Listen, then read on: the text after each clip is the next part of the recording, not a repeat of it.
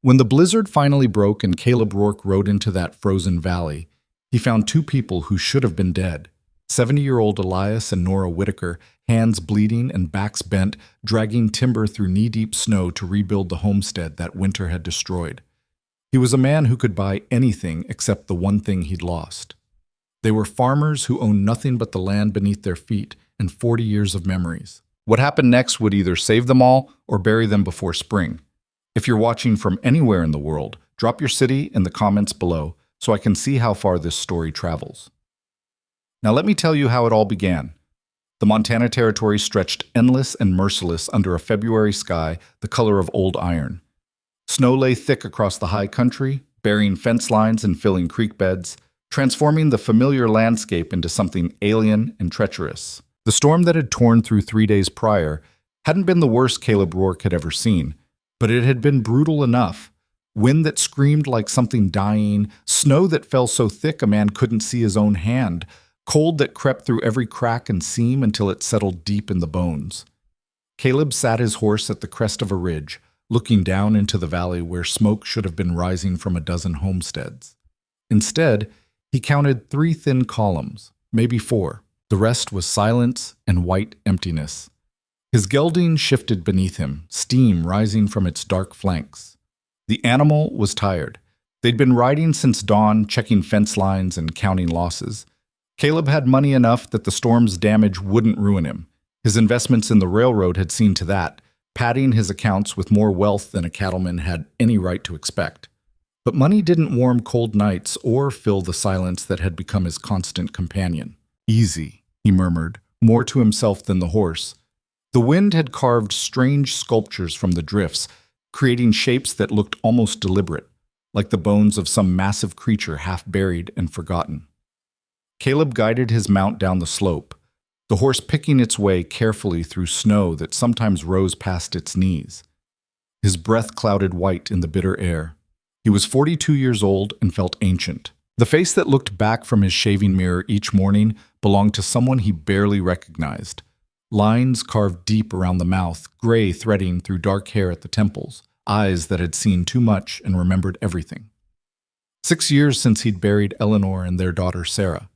6 years of waking alone in a house too large, eating meals that tasted like nothing, going through motions that had ceased to mean anything at all. The railroad money had come 2 years after their deaths, compensation for the access rights across his land that connected the eastern lines to the western settlements.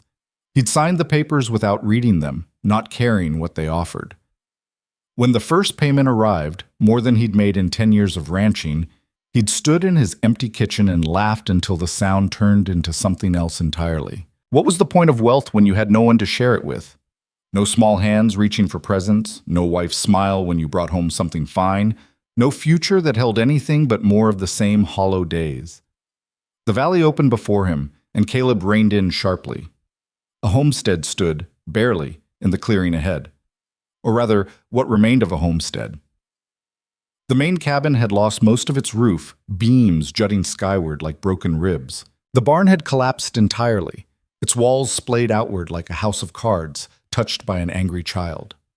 Fencing lay in twisted tangles, posts snapped off at ground level or torn completely free.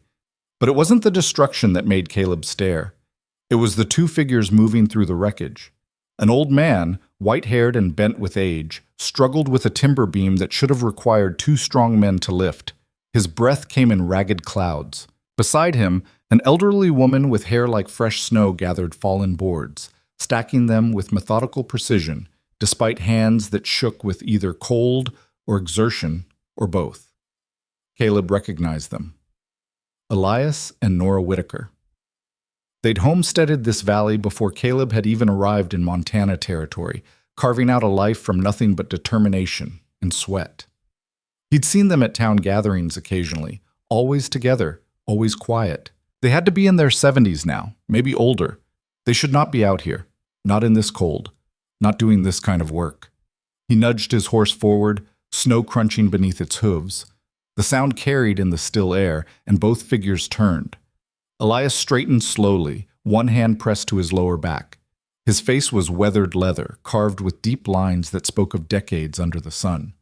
Eyes that might once have been blue had faded to the color of winter ice. He wore clothes that had been patched so many times they were more repair than original fabric, and his hands, even from a distance, looked raw and cracked. Nora pushed gray hair back from her face, leaving a smudge of dirt across one cheek. She was tiny, barely reaching her husband's shoulder, but she stood with the posture of someone who'd never learned to quit. Her dress hung loose on a frame that had probably never been substantial, and she wore a man's coat several sizes too large, likely Elias's.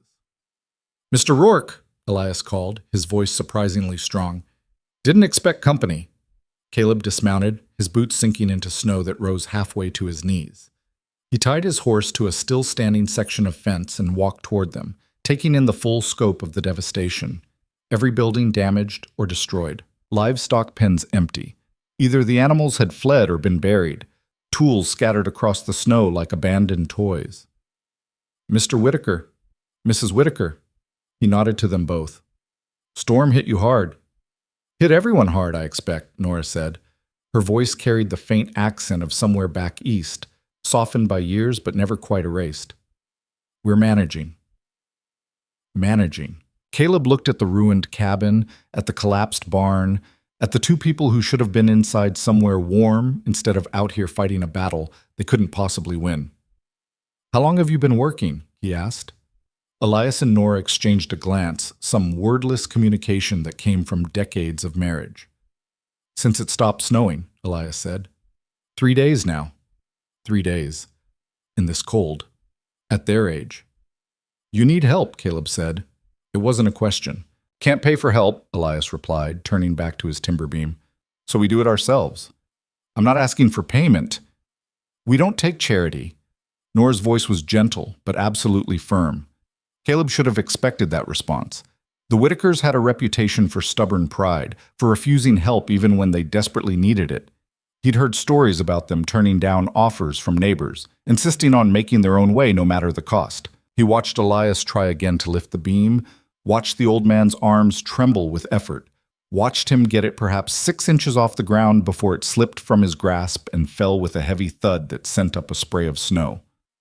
"Let me ask you something," Caleb said. "When you first came here, did you know how to build a cabin?" Elias frowned. "What's that got to do with anything?" "Humor me." "No," Elias admitted. "We learned as we went, made mistakes, fixed them, learned from them." "So someone taught you."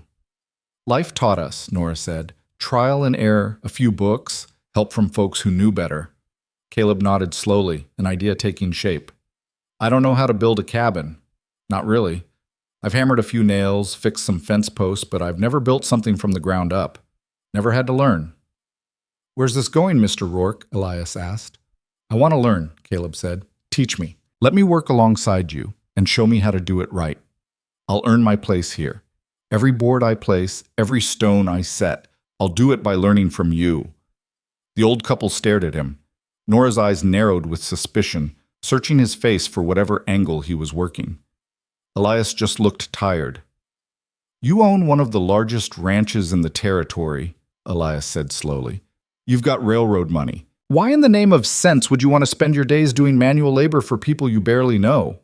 It was a fair question. Caleb had asked himself the same thing on the ride down into the valley, had been asking it since the moment he'd spotted them working in the snow. "Because," he said, choosing his words carefully, "I don't know how to do much of anything that matters anymore. I know how to move money around. I know how to make deals with railroad men who've never touched a hammer in their lives. But I've forgotten, or maybe never learned, how to build something real, something that lasts." He paused, looking at the ruined cabin. "You're starting from nothing, rebuilding everything. I'd like to understand how that's done." Nora and Elias looked at each other again. This time the silence stretched longer, filled with considerations Caleb could only guess at. "You'll work," Elias said finally. "Truly work, not just stand around offering suggestions or writing checks when things get hard." "I'll work. You'll do what we tell you, even if it seems foolish or slow." "I will." "And you'll ask no recognition for it," Nora added. "No spreading word around town about how you helped the poor old Whitakers. This stays between us." "Agreed." Elias studied him a moment longer, then held out his hand.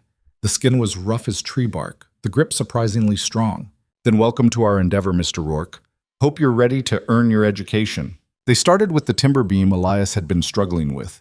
Caleb positioned himself at one end while Elias took the other, and together they lifted. It was heavy. Caleb's shoulders strained immediately, but manageable with two people. "Where does it go?" Caleb asked. "Temporary shelter first," Nora said, pointing to a section of the cabin that still had 3 walls standing. "We need a place to work from, somewhere to get out of the wind. Once we have that, we can plan the rest." They carried the beam to the designated spot and set it down.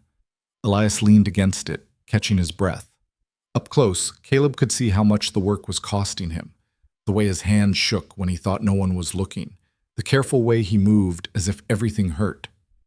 "You should rest," Caleb said. "I'll rest when I'm dead," Elias replied, but there was no heat in it, just fact. Nora appeared with more boards and Caleb moved to help her. She waved him off. "I've carried boards longer than you've been alive. Get the hammer and nails from that crate over there." Caleb did as instructed. The crate sat half buried in snow, and he had to dig it out before prying open the lid. Inside lay tools that had seen decades of use. Hammers with handles worn smooth, saws with blades that had been sharpened so many times they were half their original width, nails sorted by size into smaller containers. He selected a hammer and a handful of nails, then returned to where Elias was positioning boards against the existing wall structure. "Ever framed a wall?" Elias asked. "No." "Then watch." For the next hour, Caleb watched and learned. Elias's hands might shake, but they knew their work with the certainty that came from a lifetime of practice. He showed Caleb how to position boards for maximum strength, how to angle nails to prevent splitting, how to check for level and true even when working with materials that had been twisted by weather and time. "Nothing's perfect," Elias explained, squinting along a board that had warped slightly. "Not out here. You work with what you have and make it as right as you can. Perfection's a luxury for people who don't need to finish before the next storm hits." They worked until the sun hung low, casting long shadows across the snow. By then, they'd managed to create a crude shelter, 3 walls and a partial roof that would at least block the wind and keep off snow. It wasn't much, but it was progress. Caleb's hands had blistered despite his gloves. His shoulders ached from lifting and carrying. His back protested every movement. He couldn't remember the last time he'd worked this hard at something physical, and his body was making its displeasure known. But he also couldn't remember the last time he'd felt this present, focused on something immediate and real rather than drifting through days that all blurred together. "That'll do for today," Nora announced, appearing from somewhere with a pot that steamed in the cold air. "Soup's ready." She'd been working the entire time they'd been building, Caleb realized. Not just organizing materials, but somehow managing to get a fire going in the shelter of the damaged cabin and preparing food.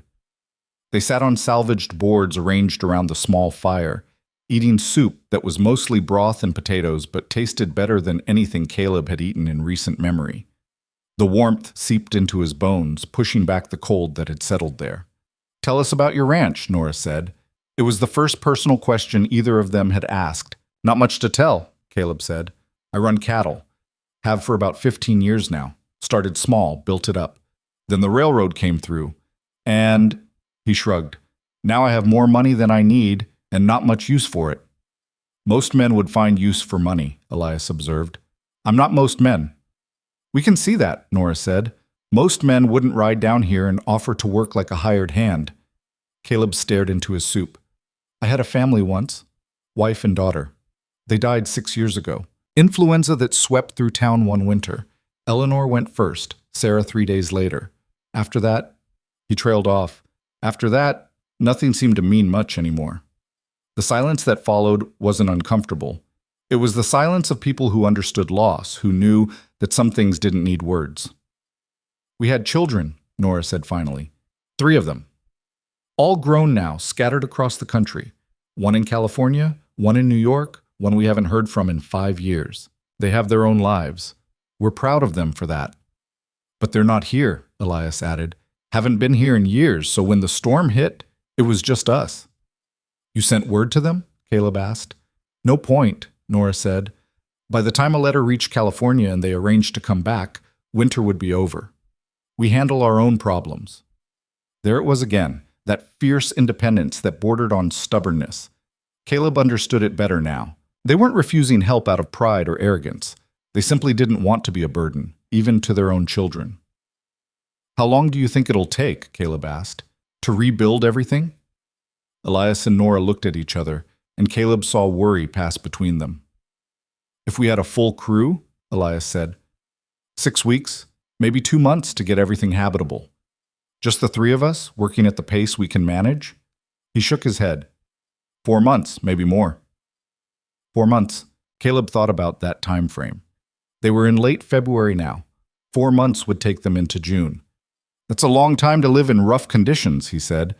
"We've lived through worse," Nora replied. "We'll manage." They finished their soup in companionable silence. As darkness fell properly, Caleb prepared to leave. He had a long ride back to his ranch, and the temperature was already dropping. "Tomorrow?" he asked.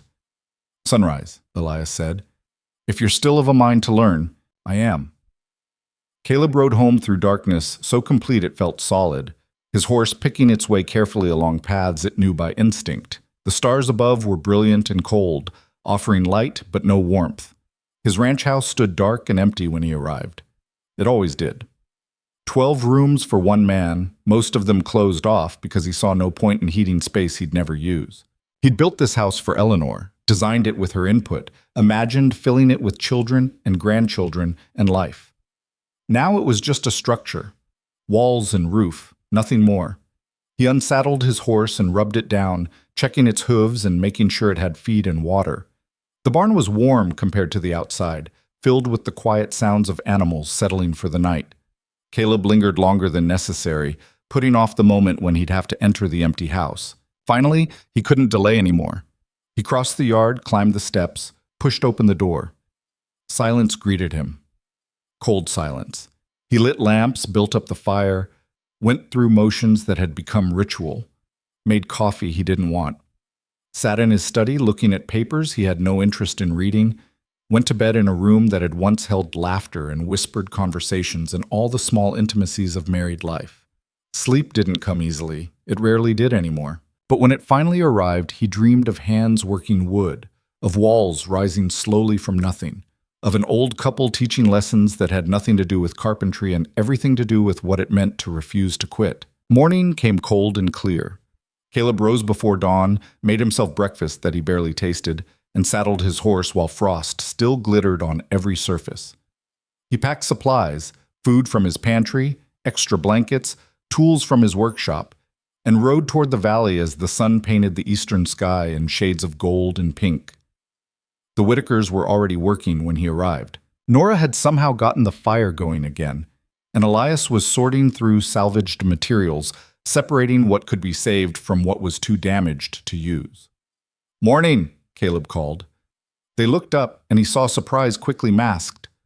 They hadn't expected him to come back. The realization stung a little, but he understood it. How many people made promises they didn't keep? How often had well-meaning neighbors offered help only to disappear when they understood the true scope of the work involved? "Morning," Elias replied. "You brought supplies." "Seem practical," Caleb said, dismounting. "No sense in all of us going hungry or cold if I've got extra." Nora eyed the packs he was unloading. "That's not charity? It's efficiency," Caleb said. "You feed me, I provide ingredients. Fair trade." She seemed to consider this, then nodded. "Fair enough." They worked all morning on the shelter, expanding it board by board.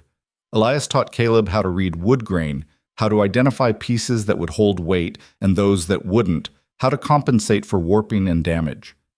Every action had purpose. Every choice had reasoning behind it. "People today want to rush," Elias said, examining a board before deciding it was unusable. "Want everything done quick. But building, real building, takes time. You rush, you make mistakes. Mistakes cost you later, usually when you can least afford them." Caleb listened, absorbing not just the technical lessons, but the philosophy behind them. There was wisdom here, earned through decades of experience and failure and success. Around midday, they took a break. Nora produced bread and cheese from somewhere, along with coffee that had been keeping warm by the fire. They sat in their expanded shelter, protected from wind that had picked up outside. "Can you read, Mr. Rourke?" Nora asked suddenly. The question caught him off guard. Yes, ma'am. I can read and write both. Good, because Elias and I never had much formal schooling.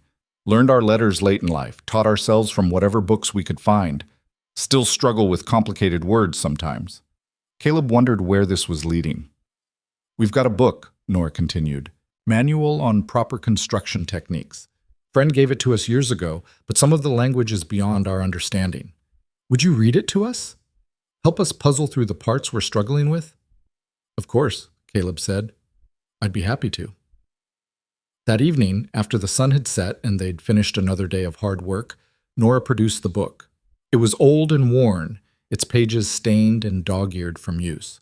The title read, Complete Manual of Frontier Construction and Engineering. Caleb opened it carefully, mindful of its fragility. Inside, someone had made notes in the margins. Crude drawings, calculations, observations written in unsteady handwriting. Those are our notes, Elias said, from when we built the original cabin. Kept the book all these years thinking we'd never need it again. Guess we were wrong. They settled by the fire and Caleb began to read. The text was indeed complex, filled with technical terms and detailed specifications. But he worked through it slowly, stopping to explain when he encountered something particularly complicated, discussing with Elias and Nora how the principles might apply to their specific situation. Nora listened with fierce concentration, occasionally stopping him to ask questions or request clarification. Elias dozed off halfway through, exhausted from the day's labor, but Nora remained alert. You're a good teacher, she said when Caleb paused to rest his voice. Patient. Don't make a person feel foolish for not knowing. My wife used to say the same thing, Caleb replied. She'd been a school teacher before we married. Taught me that explaining something clearly was a skill worth developing. She sounds like she was a remarkable woman. She was. Caleb looked at the fire, watching flames dance and shift. Some days I can barely remember her face. Other days it's like she just left the room and I'm waiting for her to come back. Nora reached over and patted his hand. Her touch was gentle but firm, grounding. They never really leave, she said. Not if you love them proper. They become part of who you are, woven into every choice you make. Eleanor's teaching you right now, through the patience she helped you learn. That's a kind of immortality. Caleb felt something catch in his throat. He nodded, not trusting himself to speak. They sat in comfortable silence for a while, just listening to the fire crackle and the wind whistle through cracks in the shelter. Eventually, Nora stirred. We should sleep, she said. Tomorrow's going to be another long day. Caleb prepared to leave, but Nora stopped him. It's full dark, and the temperature's dropping hard, she said. You'll freeze riding back alone. Stay here tonight. We've got space. I don't want to impose. You're not imposing. You're being practical. She gave him a look that brooked no argument. Besides, if you freeze to death on the ride home, we lose our third worker. Can't afford that. Elias had woken during this exchange, and he nodded agreement. She's right. Stay. So Caleb stayed. They gave him blankets and a corner of the shelter that was reasonably protected from drafts. It wasn't comfortable. The ground was hard. The cold seeped through despite the blankets, and every time he shifted, he found a new rock or root jabbing into his back. But he slept better than he had in months. Perhaps it was the exhaustion from honest labor. Perhaps it was the simple comfort of not being alone in that vast, empty ranch house. Perhaps it was something else entirely. When he woke before dawn, stiff and sore, he found Nora already up and making coffee. She didn't comment on his presence, just handed him a cup, and pointed to where Elias was already sorting materials for the day's work. This became their pattern. Caleb would ride over each morning, sometimes bringing supplies, sometimes just himself. They would work from sunrise to sunset, building slowly but steadily. Walls took shape. Roof beams were positioned. Slowly, painfully, the cabin began to emerge from the wreckage. Caleb's hands, soft from years of easy living, grew calloused and strong. Blisters formed, broke, healed, formed again. His shoulders stopped protesting the constant lifting and carrying. His back adapted to long hours of bending and reaching. He was transforming, cell by cell, into someone who worked with his hands instead of just his mind. And something else was changing too. The emptiness that had haunted him for 6 years didn't disappear. He suspected it never would entirely, but it shifted, became less central. working alongside the Whitakers, learning their lessons about patience and persistence and the satisfaction of building something real, filled spaces he hadn't known were empty. They talked as they worked, not constantly. There were long stretches of companionable silence, but enough. Elias told stories about the early days of the territory, about winters that made this one look mild, about the slow process of transforming wilderness into home. Nora spoke about the children they'd raised, about lessons learned through failure and triumph both, about what it meant to build a life when you started with nothing but hope and determination. And Caleb, surprising himself, began to talk too, about Eleanor and Sarah, about the ranch and how it had grown, about the railroad money and how it had felt like a curse rather than a blessing, because what good was wealth when you had no one to share it with? "Wealth isn't the problem," Nora said one day while they were fitting boards for the western wall. "Isolation is. Money can't fix loneliness, but neither can poverty. What fixes it is connection, purpose, being part of something bigger than yourself." "Is that what this is?" Caleb asked, gesturing at the slowly rising cabin. "Something bigger?" "Of course it is," Elias said. "Every time you build something meant to last, you're making a statement that the future matters, that people who come after you matter. This cabin won't just shelter us. It'll shelter whoever lives here after we're gone, and whoever comes after them. We're building for people we'll never meet." Caleb had never thought of construction in those terms before, but he understood what Elias meant. This wasn't just about walls and roofs. It was about continuity. Legacy. The stubborn insistence that life goes on despite every hardship. 3 weeks into the work, they'd made significant progress. The main cabin had 4 walls now, and most of the roof was complete. The barn was still ruined, but they decided to focus on making the house livable before tackling other structures. That evening, as they sat by the fire eating Nora's stew, a rider appeared on the ridge above the valley. All 3 of them looked up. Visitors were rare out here, especially this late in the day. The rider came down the slope carefully, and as he drew closer, Caleb recognized him. Silas Crowley, the town banker. A thin man with a pinched face and eyes that always seemed to be calculating something. He wore expensive clothes that looked out of place against the rough landscape. "Mr. Whitaker, Mrs. Whitaker," Crowley called as he dismounted. Then he spotted Caleb and his eyebrows rose.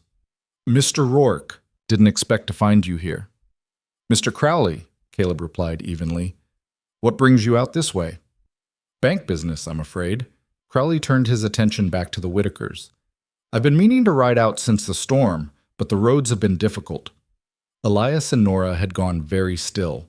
Caleb sensed something wrong in their sudden tension. "What kind of bank business?" Elias asked. Crowley pulled papers from his coat. "I'm afraid it's about your taxes.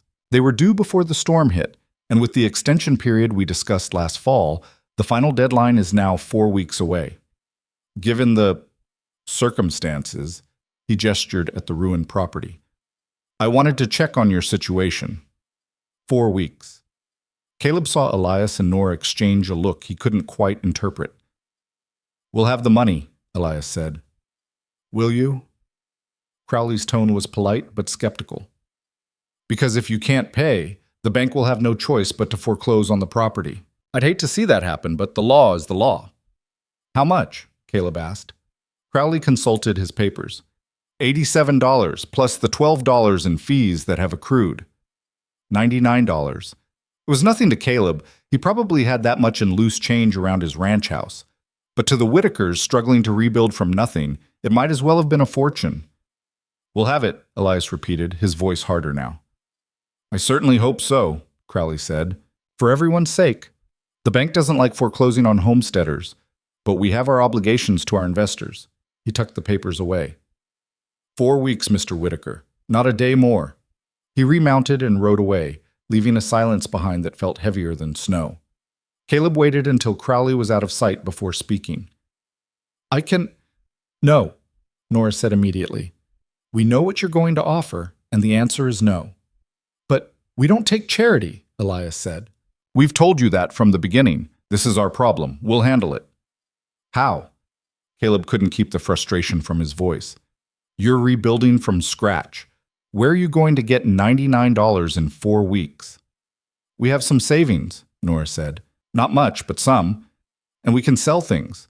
Tools we don't need. Maybe some of the salvaged timber. Caleb looked at the cabin they'd been building, at the materials they'd carefully sorted and saved. Selling any of it would set them back weeks. That's foolish, he said bluntly. Maybe so, Elias replied, but it's our foolishness to make. This land has been ours for 40 years. We've earned it twice over with sweat and blood and everything we've poured into it. We're not going to lose it now, and we're not going to buy our way out with someone else's money. We'll find a way. The old man's pride was absolute, and Caleb knew better than to push. But as he lay awake that night in his corner of the shelter, listening to Elias's labored breathing and Nora's soft snoring, he thought about the impossible situation they faced. 4 weeks to raise money they didn't have while simultaneously finishing enough of the cabin to survive the rest of winter. And they were refusing the one solution that could solve everything, his money. Caleb understood pride. He'd had plenty of it himself over the years, but this seemed different. This felt like pride that might cost them everything. He stared up at the incomplete roof, watching stars shine through gaps in the boards, and wondered what Eleanor would have done in this situation. She'd always been better at navigating people's feelings, at finding ways to help without making it feel like charity. Sometimes, she'd told him once, helping someone means respecting their right to struggle. Swooping in with solutions might make you feel better, but it robs them of the dignity of solving their own problems. But what if they couldn't solve this problem? What if their pride killed them, or cost them the land they'd spent their lives building? He didn't have answers, just questions that chased themselves in circles until exhaustion finally pulled him under into restless sleep.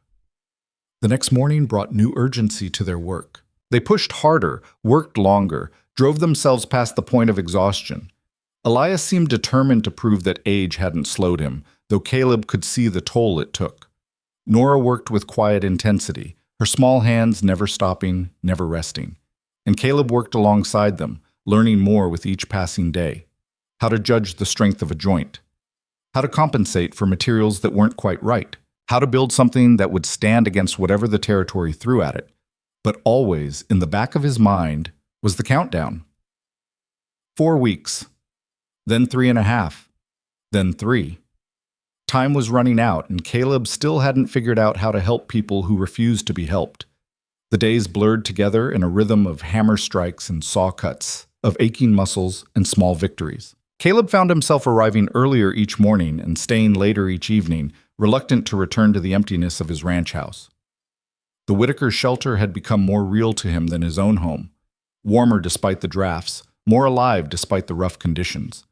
2.5 weeks remained until the tax deadline. Elias had grown quieter as the days passed, his movements slower despite his obvious efforts to hide it. He would stop sometimes, hand pressed to his chest, breathing carefully until whatever pain he was experiencing passed. Nora watched him with eyes that revealed nothing, but Caleb noticed how she positioned herself to take on the heavier work, how she found excuses to let her husband rest without making it obvious. "The foundation needs reinforcement on the north side," Elias said one morning, pointing to where frost heave had shifted some of the stones. "Ground freezes and thaws, pushes everything around. We need to reset those before we finish the walls above them." Caleb knelt beside the foundation, examining the problem. The stones had indeed shifted, creating gaps that would only worsen with time. "How do we fix it?" "Dig out the loose soil, reset the stones on solid ground, pack it tight." Elias lowered himself carefully to sit on a nearby stump. "Simple in theory, hard in practice when the ground's half frozen." "I'll do it," Caleb said. "It's a 2-person job." "Then Nora can help me." "You rest." Elias looked like he wanted to argue, but Nora appeared with tools before he could speak. "He's right," she said firmly. "You've been pushing too hard. Rest now so you can work later." For a moment, Caleb thought the old man would refuse.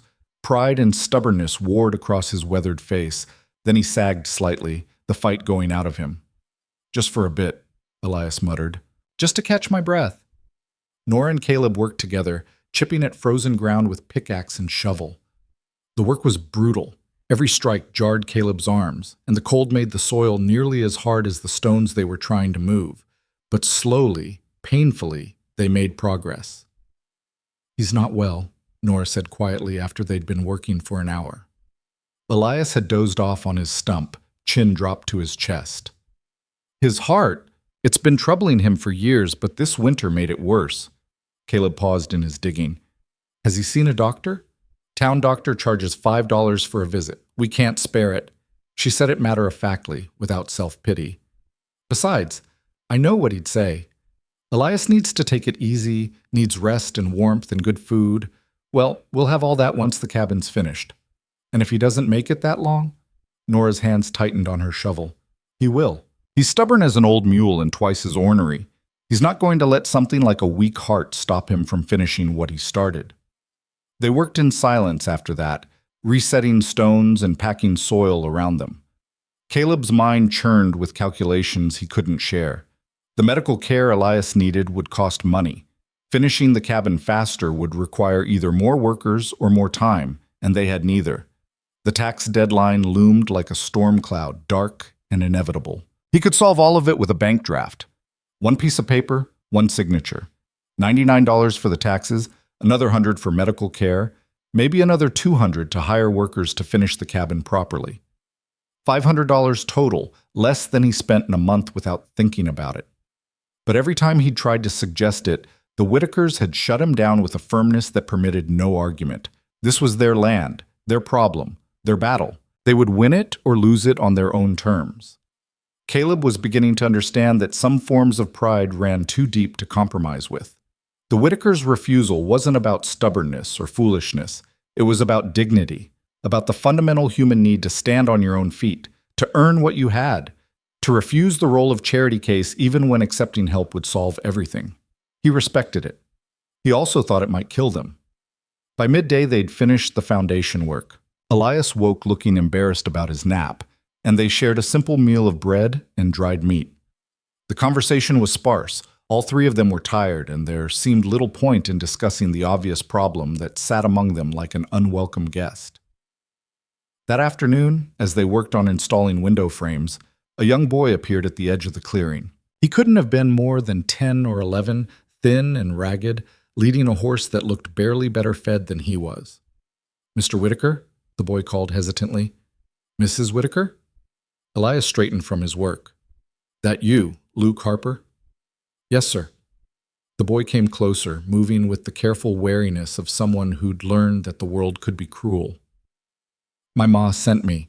She heard about your trouble and wanted to know if you needed anything." Caleb knew the Harper family by reputation, widow and 4 children living in a soddy on the far edge of the valley. They had even less than the Whitakers, scraping by on whatever work the widow could find and what her children could contribute. "That's kind of your mother," Nora said gently, "but we're managing just fine." Luke shifted his weight, looking uncomfortable. She said if you had any work that needed doing, I could help. I'm stronger than I look, and I work hard. She said you could pay me in food if you don't have cash money." The offer hung in the air. Caleb saw Nora and Elias exchange one of their wordless communications. "We appreciate the offer, Luke," Elias said slowly, "but we can't afford to hire help right now." "I don't need much," Luke said quickly. "Just a meal or 2. And I learn fast. I could—" "Son," Elias interrupted, not unkindly, "we know your family needs every scrap of food you can bring home. We're not going to take meals from your table to feed you for work we can do ourselves." Luke's shoulders slumped. He nodded, turned to go. "Wait," Caleb said.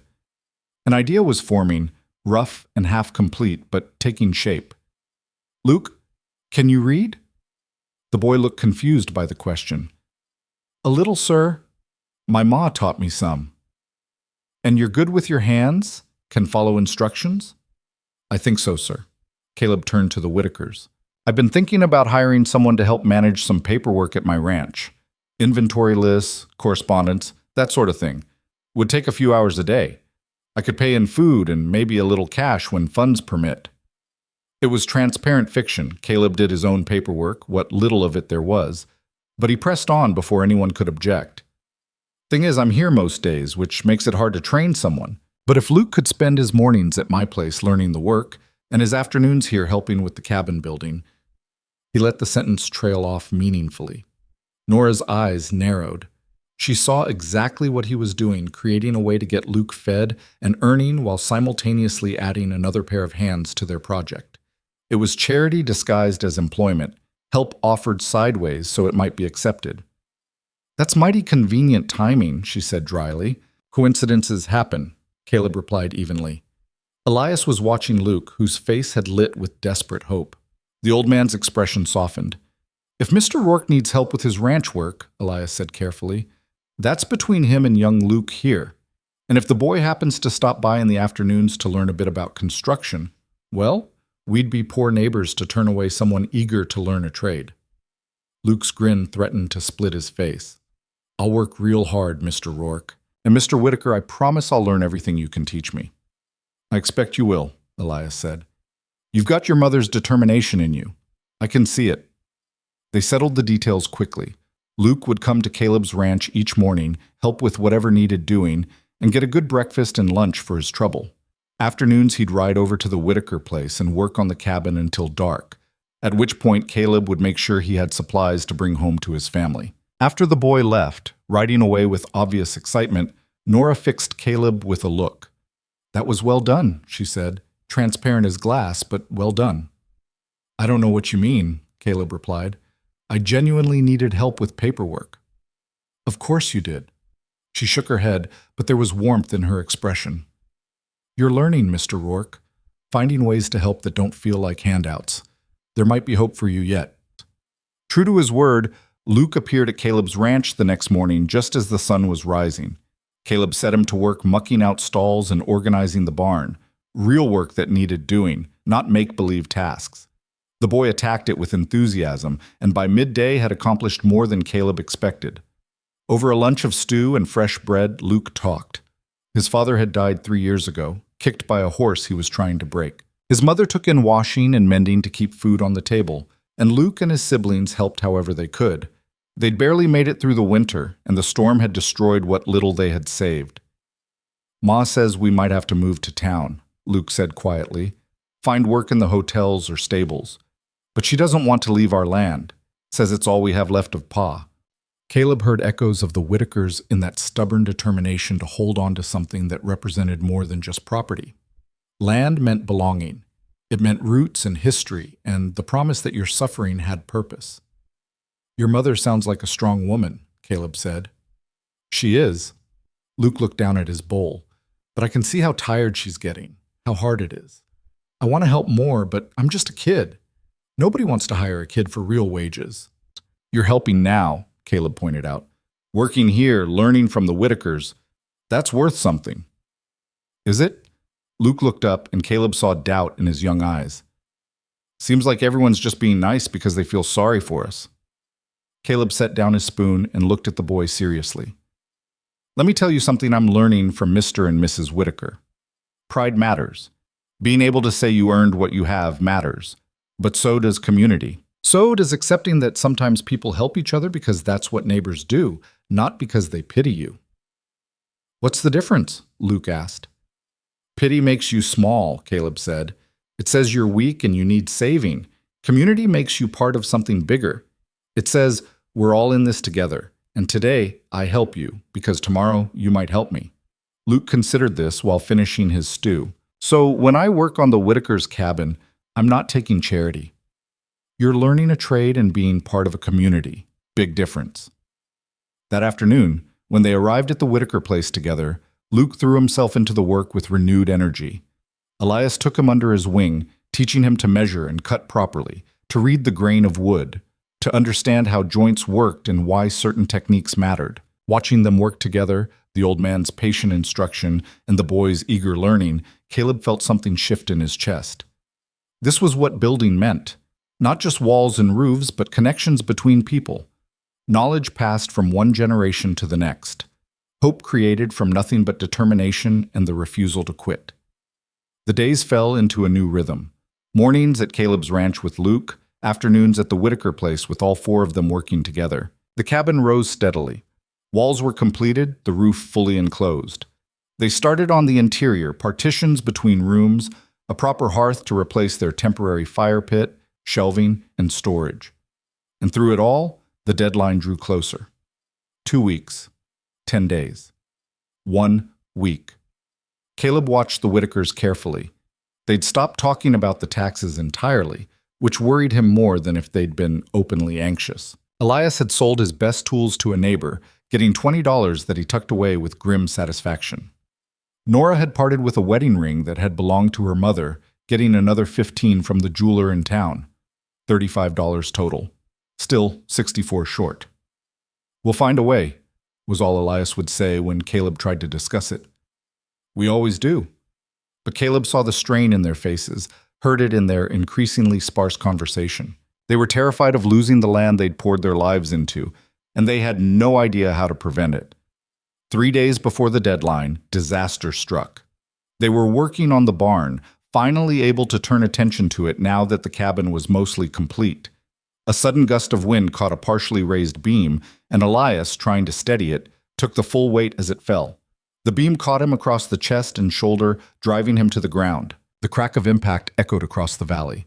Caleb and Luke were there in seconds, shoving the beam aside. Elias lay gasping, his face gray, one hand clutching his chest. "Don't move," Nora commanded, dropping to her knees beside him. Her hands moved quickly but gently, checking for breaks, for bleeding. "Where does it hurt?" "Everywhere," Elias managed. Then, trying for humor that came out as a grimace. "But especially where that damn beam landed." "His shoulder's out," Nora said, looking up at Caleb. Her face was controlled, but he could see fear in her eyes. "And maybe ribs broken. We need to get him inside, get him warm." Together they lifted Elias carefully, so carefully, and carried him into the finished cabin. They laid him on the bed they'd constructed just days earlier, and Nora covered him with every blanket they had. "Luke," Caleb said quietly, "ride to town. Get the doctor. Tell him it's an emergency and that I'll pay whatever he charges." But Mr. Whitaker said, "I don't care what he said. Ride fast and bring help." Luke ran for his horse and was gone in seconds, snow spraying from his mount's hooves. Caleb turned back to find Elias trying to sit up, Nora pushing him firmly back down. "You're paying for nothing," Elias said, his voice strained with pain. "We can't afford—" "I'm paying for the doctor," Caleb said flatly. "And you're going to let me because if you die out of stubborn pride, Nora loses everything anyway. So shut up and let someone help you for once in your life." The harsh words hung in the air. Elias stared at him, shocked into silence. "He's right," Nora said quietly. She was holding her husband's hand, and Caleb saw tears tracking down her weathered cheeks. "Please, Elias, please just let him help this once." Something crumbled in the old man's face. He closed his eyes, nodded once. The doctor arrived 2 hours later, a portly man named Henderson who'd been practicing medicine in the territory for 20 years. He examined Elias with efficient professionalism, asking questions and prodding carefully. "Dislocated shoulder, 3 cracked ribs, and significant bruising," Henderson announced finally. "The ribs will heal on their own if he rests. The shoulder I can set, but it's going to hurt like hell." "Do it," Elias said. What followed was something Caleb hoped never to witness again. Henderson had Nora and Caleb hold Elias still while he manipulated the shoulder back into place. The old man's scream echoed off the cabin walls, then cut off abruptly as he passed out from the pain. "Better that way," Henderson said, wrapping the shoulder tightly. "He needs to stay in bed for at least a week. 2 would be better. No heavy lifting for a month minimum." A month. The words settled over them like falling snow. "What do I owe you?" Caleb asked. $10 for the visit, 5 for the supplies. Henderson looked at Elias's unconscious form with something like sympathy. "Stubborn old fool, probably been working himself half to death despite knowing better." "He didn't have much choice," Nora said quietly. Henderson's expression softened. "No, I suppose he didn't. None of us do out here." He turned to Caleb. "See that he actually rests. And get some decent food in him. He's half starved." After Henderson left, Caleb and Nora sat beside the bed, watching Elias sleep. The old man's breathing was shallow but steady, his face peaceful in unconsciousness. 3 days, Nora said finally. 3 days until we lose everything we've built. "How much are you short?" Caleb asked, though he knew the answer. $64. She said it without emotion, just stating fact. "Might as well be 600 or 6,000. We don't have it." Caleb reached into his coat and pulled out his wallet. He counted out bills and set them on the table beside the bed. "There's $100, more than enough for the taxes and fees." Nora looked at the money like it was a snake. "We can't—" "It's not charity," Caleb interrupted. "It's a loan. You'll pay me back when you can. No interest, no deadline. Just neighbors helping neighbors. We might never be able to pay it back." "Well, then I'll consider it rent for the education I've received. You've taught me more in the past month than I learned in years living alone. That's worth something." Nora reached out and touched the bills with one finger, then pulled her hand back as if burned. "Elias will hate it. Elias is unconscious and has cracked ribs. He doesn't get a vote right now." Caleb pushed the money closer to her. "Please, Nora, let me do this one thing. Not because you need saving, but because we're friends, and friends help each other." She was crying again, silent tears that she didn't bother to wipe away. Her hand trembled as she picked up the money. "Thank you," she whispered. "Thank you." Caleb stayed until Luke returned, then sent the boy home with food and instructions to come back in the morning. He rode back to his own ranch in darkness, feeling simultaneously lighter and heavier than he had in years. He'd finally found a way to help, but only because circumstances had forced the Whitakers to accept it. And Elias, laid low by injury, would wake to find his pride had been breached in his absence. Would the old man forgive him, or would this gift create a rift that couldn't be repaired? The next morning brought an early spring snowfall, large flakes drifting down in silence to blanket the world in fresh white. Caleb rode to the Whitaker place expecting anger, prepared for rejection. Instead, he found Elias awake and sitting up in bed, his shoulder bound and his face still pale with pain.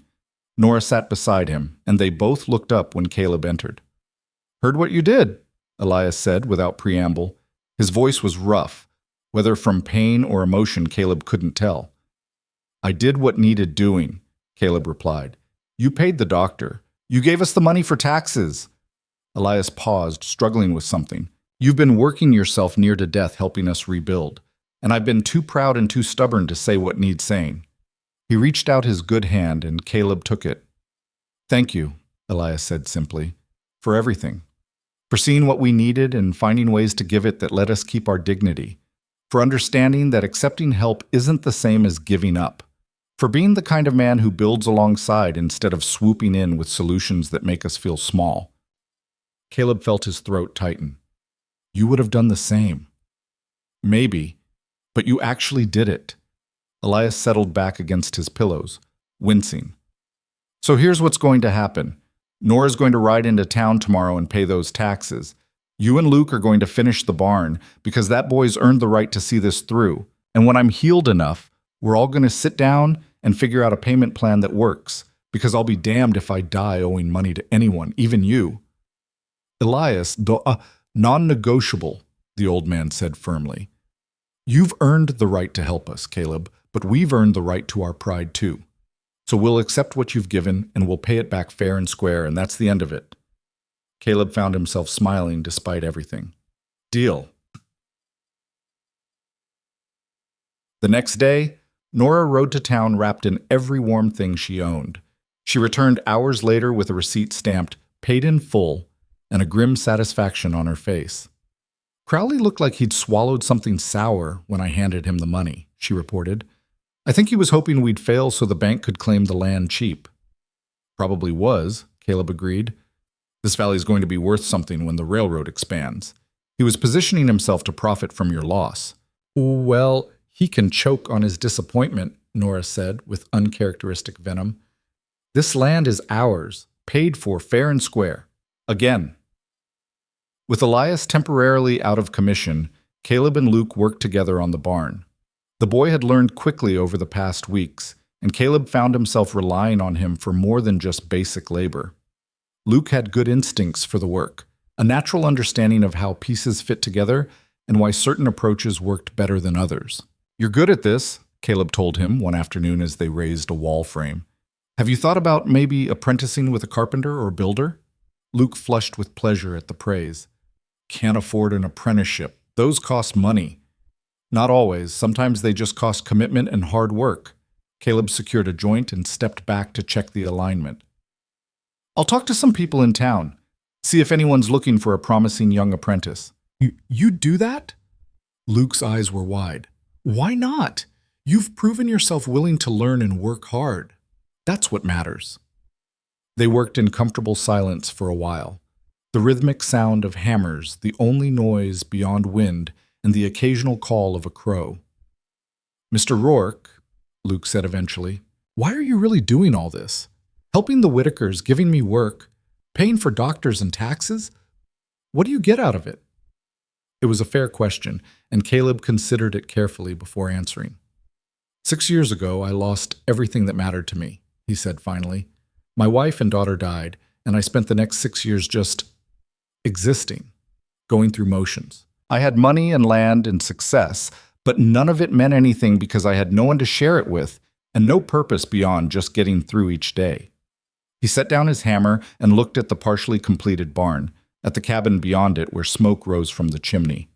Then I rode into this valley and found two people who'd lost almost everything in a storm, and instead of giving up, they were rebuilding with their bare hands.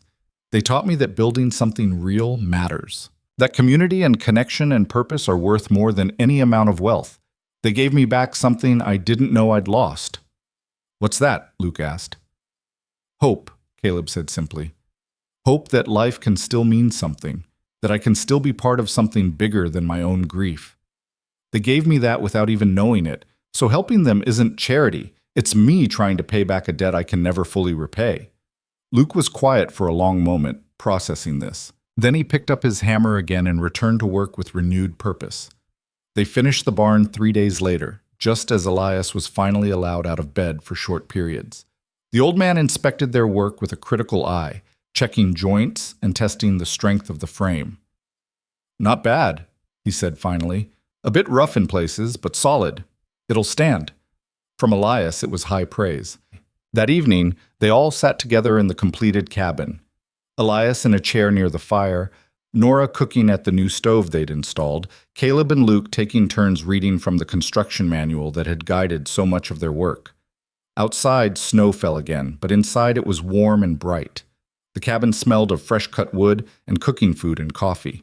It felt like home in a way Caleb's ranch house never had, despite being a fraction of the size and holding only simple furniture they'd built themselves.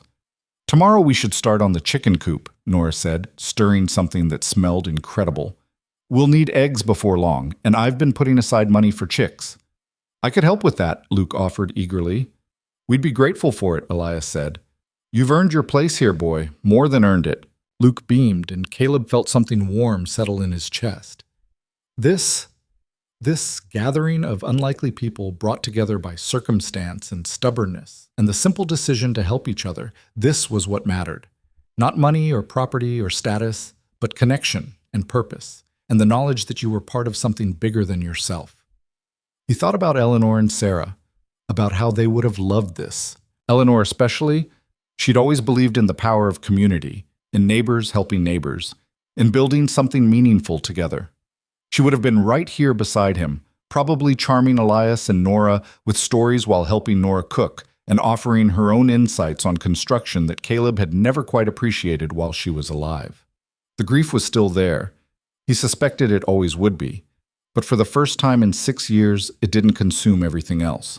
There was room now for other things, for friendship and purpose, and the satisfaction of work well done, for hope that tomorrow might bring something worth looking forward to. What are you thinking about? Nora asked, looking up from her cooking. How lucky I am, Caleb said honestly, to have found you both, to be here. Nora smiled, the expression transforming her weathered face into something almost young. We're the lucky ones, Caleb. You gave us more than money or labor. You gave us back our future. We gave each other our futures, Caleb corrected. All of us, working together. That's what made the difference. Outside, the snow continued to fall, blanketing the valley in silence and white. But inside the cabin, there was warmth and light and the sound of people who'd become family sharing a meal and making plans for tomorrow. The storm had passed, spring was coming, and for the first time in longer than he could remember, Caleb Rourke believed that better days lay ahead. Spring arrived tentatively, as if uncertain of its welcome after such a brutal winter. The snow began to retreat from the valley floor, leaving behind mud and the skeletal remains of last year's grass. Ice broke free from the creek with sounds like distant gunfire, and the first brave birds returned to claim their territories with defiant song. Caleb had spent the night at the Whitaker place again. It had become habit more than necessity now, and woke to find the world transformed. Where yesterday there had been only white and gray, this morning showed patches of brown earth and the first impossible hints of green. The air itself felt different, carrying promises of renewal that seemed almost too good to trust. He stepped outside to find Elias already up, moving slowly but moving nonetheless. The old man's shoulder was healing, though he still favored it and couldn't lift anything heavy. He stood at the edge of the clearing, looking out over his land with an expression Caleb couldn't quite read. "Beautiful, isn't it?" Elias said without turning. "Every spring I think maybe this will be the last one I see, and every spring I'm grateful to be wrong." Caleb joined him, watching the sun climb higher and paint the valley in shades of gold. "How's the shoulder?" "Hurts like the devil, but it's mine and it works." Elias flexed his arm carefully, testing the range of motion. "Doctor says another month and I'll be near as good as new, for a man my age anyway." "That's good news." "It is." Elias paused, then turned to face Caleb directly. "I've been thinking about what comes next." "What do you mean?" "The cabin's done, the barn's up, taxes are paid. We've got food enough to last until the garden starts producing, and chickens coming next week from the Henderson farm." Elias counted off each point with his good hand. "Point is, the emergency's over. You've done what you set out to do, and then some. You've got your own ranch to run, your own life to live. Can't expect you to keep spending all your time here." The words hit Caleb harder than he'd expected. He'd grown so accustomed to this daily routine, working beside the Whitakers, sharing meals, sleeping in the corner they'd made his own, that he hadn't considered it might end. "Unless," Elias continued, watching Caleb's face, "you're of a mind to make this arrangement more permanent." "Permanent how?" "Nora and I have been talking. We're not getting any younger, and this winter proved we can't handle everything on our own anymore. We could use help year-round, someone to handle the heavy work. Help expand what we're building here." Elias looked uncomfortable, as if the words didn't come easily. "Truth is, we've come to think of you as family, and we thought maybe you might be willing to, well, to be part of this place. Official-like." Caleb felt something catch in his throat. "What exactly are you proposing?" "Partnership," Elias said bluntly. "Not charity, not employment. Equal partnership. We pool our resources, work the land together, share in whatever profit or loss comes from it. You'd have as much say in decisions as Nora and me. Your home would be here as much as that empty ranch house you rattle around in." "That's a generous offer." "It's not generous, it's practical," Elias interrupted. "You've got capital and strength. We've got land and experience. Together, we could build something that lasts beyond any of us. Could make this place into something that matters. A real homestead that could support multiple families, provide work for folks like young Luke, be the kind of place that helps build community instead of just existing in it." Caleb looked out over the valley, imagining what Elias described. Not just a single cabin and barn, but an expanding operation, gardens and orchards, livestock and crops, maybe even a small mill or workshop. A place where people could come together, learn trades, build futures. It was everything he had been searching for without knowing it: purpose and community and the chance to create something meaningful. A way to honor Eleanor's memory by embodying the values she'd lived by. Generosity without condescension, community over isolation, building something that would outlast them all. "I'd be honored," Caleb said quietly. "More honored than I can express." Elias's weathered face broke into a genuine smile. "Good. That's settled then. We'll draw up papers proper when we get to town next. Make it all legal. But for now, your word's good enough for me." They shook on it, carefully, mindful of Elias's healing shoulder, and Caleb felt the gesture seal something that went deeper than any contract. This was commitment. This was choosing to root himself somewhere, to someone, to something bigger than his own grief and isolation. Nora appeared in the cabin doorway, wiping her hands on her apron. She took one look at their faces and smiled knowingly. "So he said yes, did he?"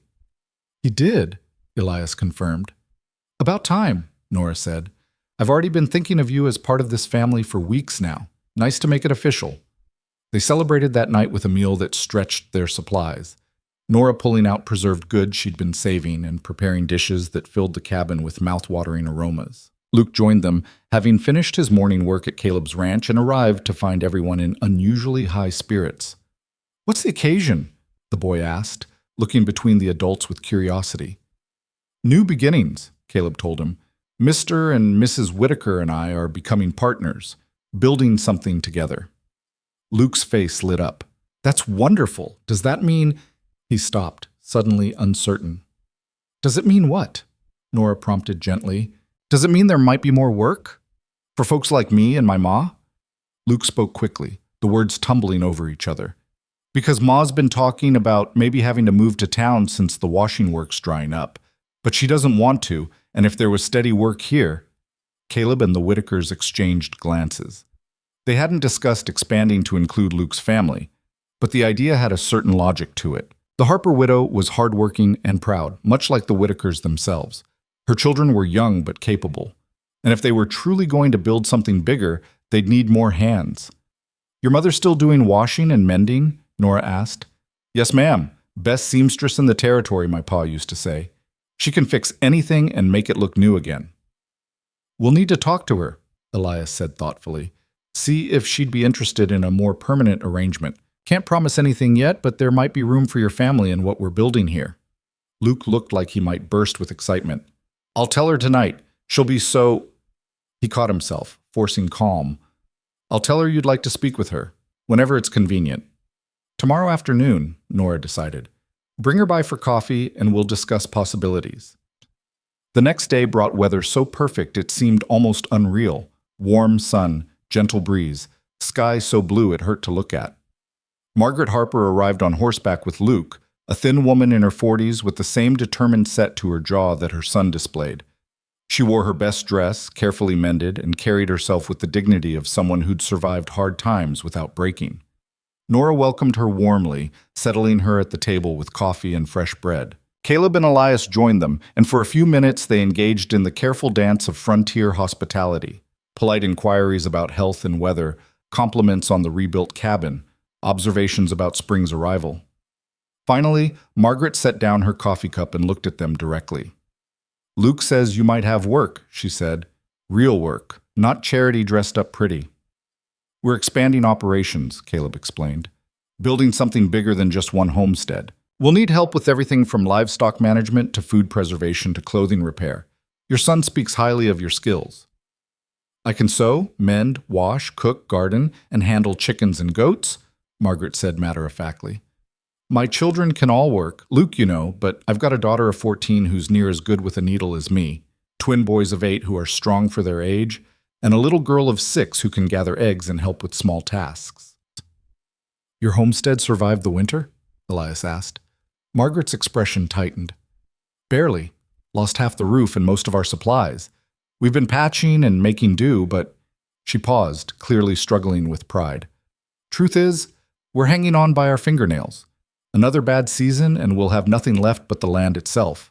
"What if," Nora said carefully, "instead of working separate homesteads that barely support each family, we combined efforts? Your family and ours, working together to build something that could support us all properly?" Margaret looked skeptical. "Meaning what, exactly? We give up our land and work yours?" "Meaning we pool everything," Caleb said. "Your land and ours, managed together as one operation. We build housing for your family here, close enough that we're working together, but with privacy when you need it. Everyone contributes according to their abilities. Everyone benefits from the combined success." "That's a commune," Margaret said flatly.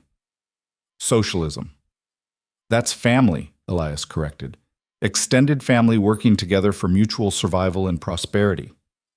No different from 3 generations living on the same farm, just not bound by blood."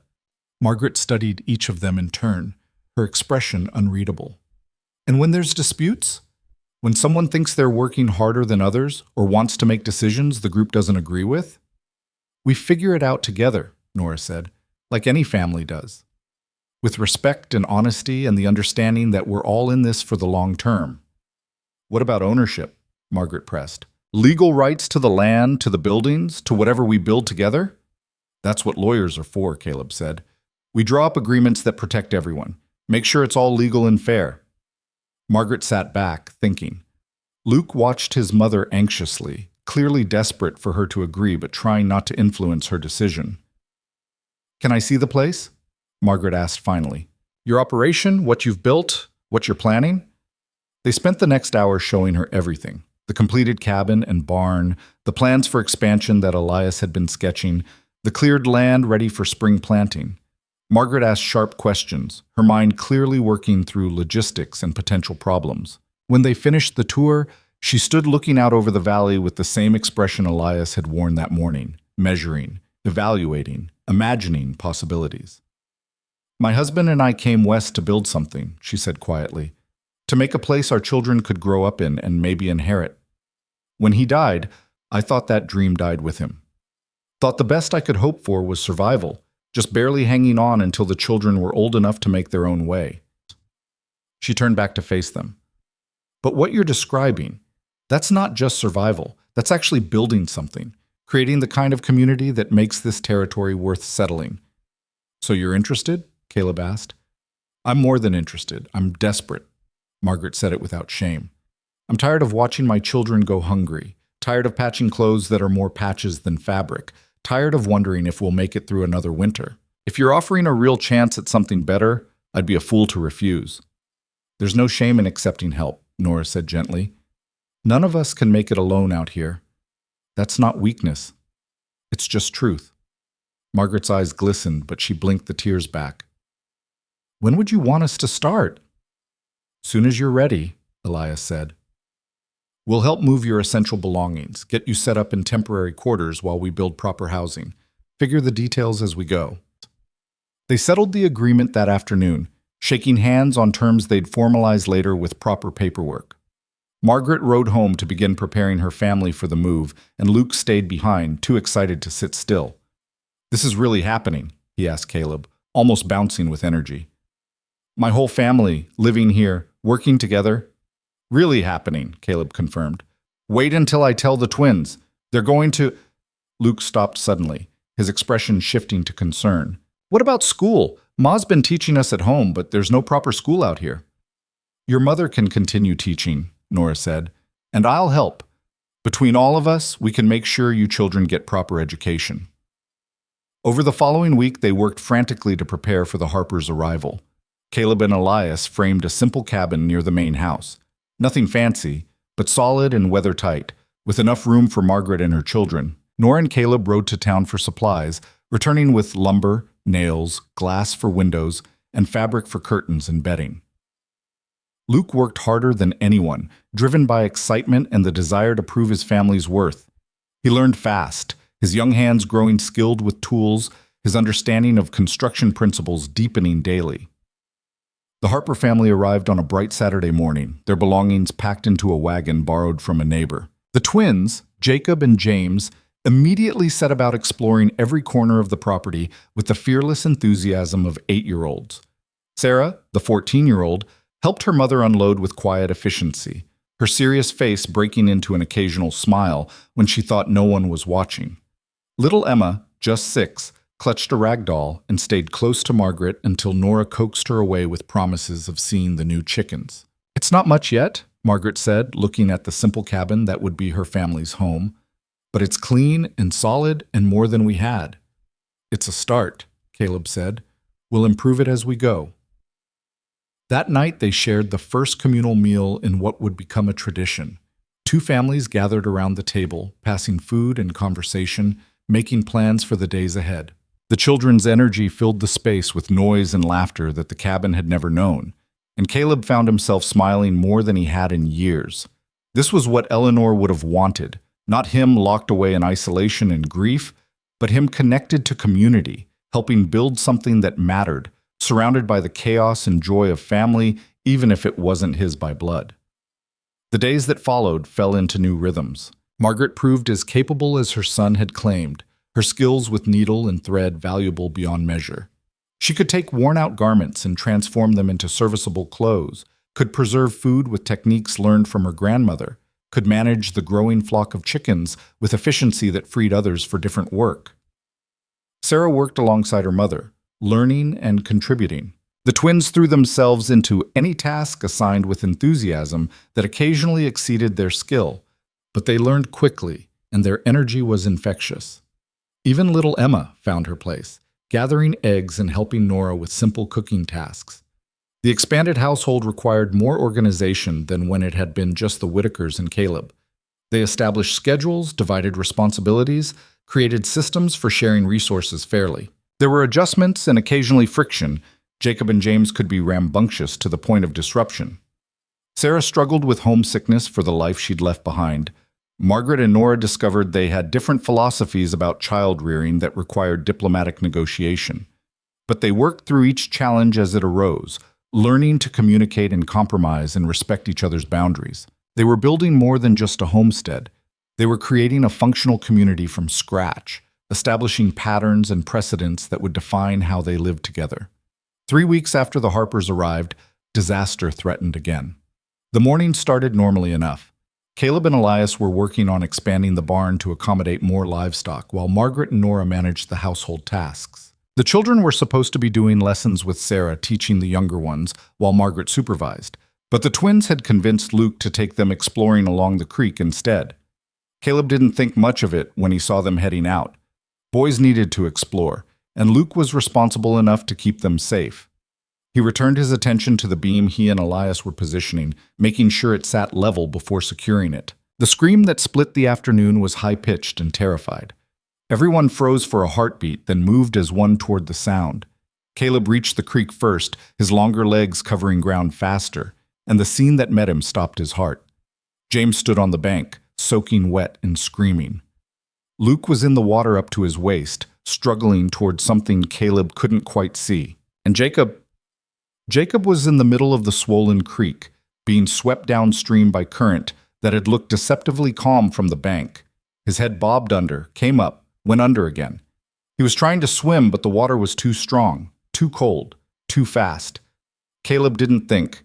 He ran downstream, ahead of where the current was carrying the boy, and waded in. The water hit him like a physical blow, snowmelt, barely above freezing, stealing his breath and turning his limbs heavy. He pushed deeper, fighting the current, reaching the point where he judged Jacob would pass. The boy came tumbling through the water, arms flailing weakly.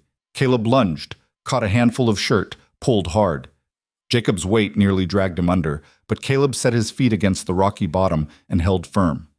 Luke reached them seconds later, helping support Jacob's weight. Together they struggled toward the bank, fighting current that seemed determined to claim its prize. Elias and Margaret were there to pull them out, hands grabbing clothes and hair and anything they could reach to haul all three onto solid ground. Jacob wasn't breathing. Caleb turned him over, water pouring from his mouth and nose, and pressed on his small back. Once, twice, 3 times. Jacob coughed, choked, vomited creek water across the muddy bank. Then he drew a shuddering breath and began to cry. Harsh, ragged sobs that were the most beautiful sound Caleb had ever heard. Margaret collapsed beside her son, pulling him into her arms despite being soaked herself. James threw himself on top of both of them, crying almost as hard as his twin. Luke stood shaking, whether from cold or shock or both. "What happened?" Elias demanded, his voice sharp with fear-driven anger. "We were just looking at the water," James said through his tears. Jacob wanted to see if he could reach the far side. He said it didn't look deep, but then he slipped and... "He could have died," Margaret said, her voice shaking. "You all could have died. What were you thinking, going near the creek without an adult?" "We didn't mean," Luke started. "Didn't mean doesn't matter when someone's dead," Margaret snapped. Then she saw Luke's stricken face, and her expression softened slightly. "I'm sorry. I know you tried to save him. Thank you for that. But this can't happen again." They returned to the cabin in subdued silence. Jacob was wrapped in blankets and placed near the fire, despite his protests that he was fine. Caleb and Luke both changed into dry clothes, though they were still shivering from the cold water and the aftermath of adrenaline. That evening, after the children were in bed, the adults gathered to talk. "We need rules," Margaret said without preamble. "Clear rules about what the children can and cannot do unsupervised. Today was luck, pure luck that Jacob didn't drown. Next time, we might not be so fortunate." Agreed, Elias said.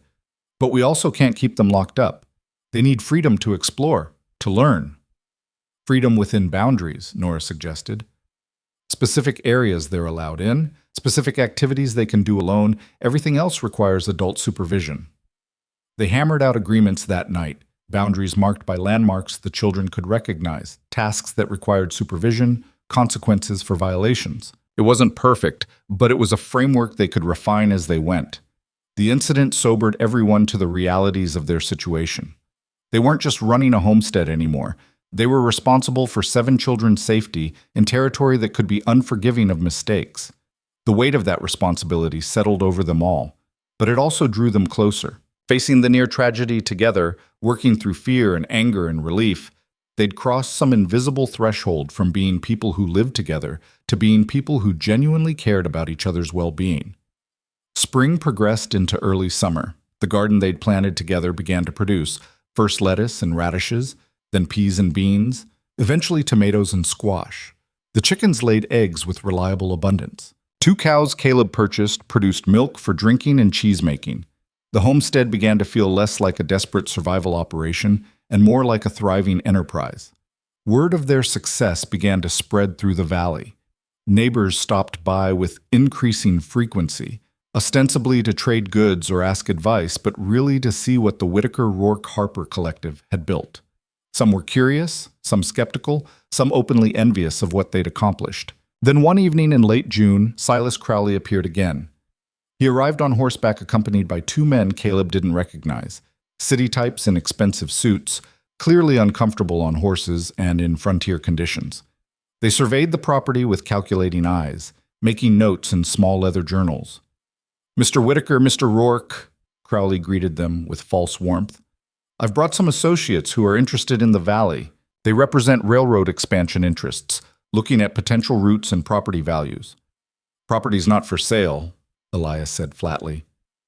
"Everything's for sale at the right price," one of the suited men replied. He was tall and thin, with pale eyes that reminded Caleb of a snake. "I'm representing investors who are willing to pay handsomely for strategic parcels. Your combined holdings here would be quite valuable for our purposes." "You're representing land speculators," Caleb said, understanding flooding through him. "That's what this is. The railroad's coming through and you want to buy low and sell high to them." The man smiled without humor. "That's called business, Mr. Rourke. Surely you understand, given your own railroad dealings." "I understand that you're trying to cheat people out of property they've spent their lives building," Caleb replied coldly. "And I understand that none of us are interested," Crowley interjected smoothly. "Perhaps you should hear the offer before refusing. We're talking about substantial sums, enough to buy land elsewhere and start over without the backbreaking work this place requires." "Why would we want to start over when we've already built what we need here?" Margaret asked. She'd emerged from the cabin, wiping flour from her hands, the children arrayed behind her. "Because," the snake-eyed man said bluntly, "the railroad's coming through whether you cooperate or not. Eminent domain laws allow the government to claim land needed for vital infrastructure. You can sell now and profit, or be forced out later for a fraction of the value." The threat hung in the air like smoke. "That true?" Elias asked Caleb quietly. "Can they do that?" "Sometimes," Caleb admitted, "for genuine public need, but this isn't about public need, it's about private profit. They want to buy your land cheap, then sell it to the railroad at inflated prices. If you refuse, they'll try to manipulate the route so it goes through here anyway." "Can they do that?" Margaret demanded. "They can try," Caleb said. "Doesn't mean they'll succeed." Crowley's expression had gone cold. "Mr. Rourke, I'm surprised at you. You of all people should understand the value of railroad access. You made your fortune from it." "I made my fortune by negotiating fairly," Caleb shot back, "not by trying to cheat people out of their homes." "Nevertheless," the snake-eyed man said, "you should all consider our offer carefully.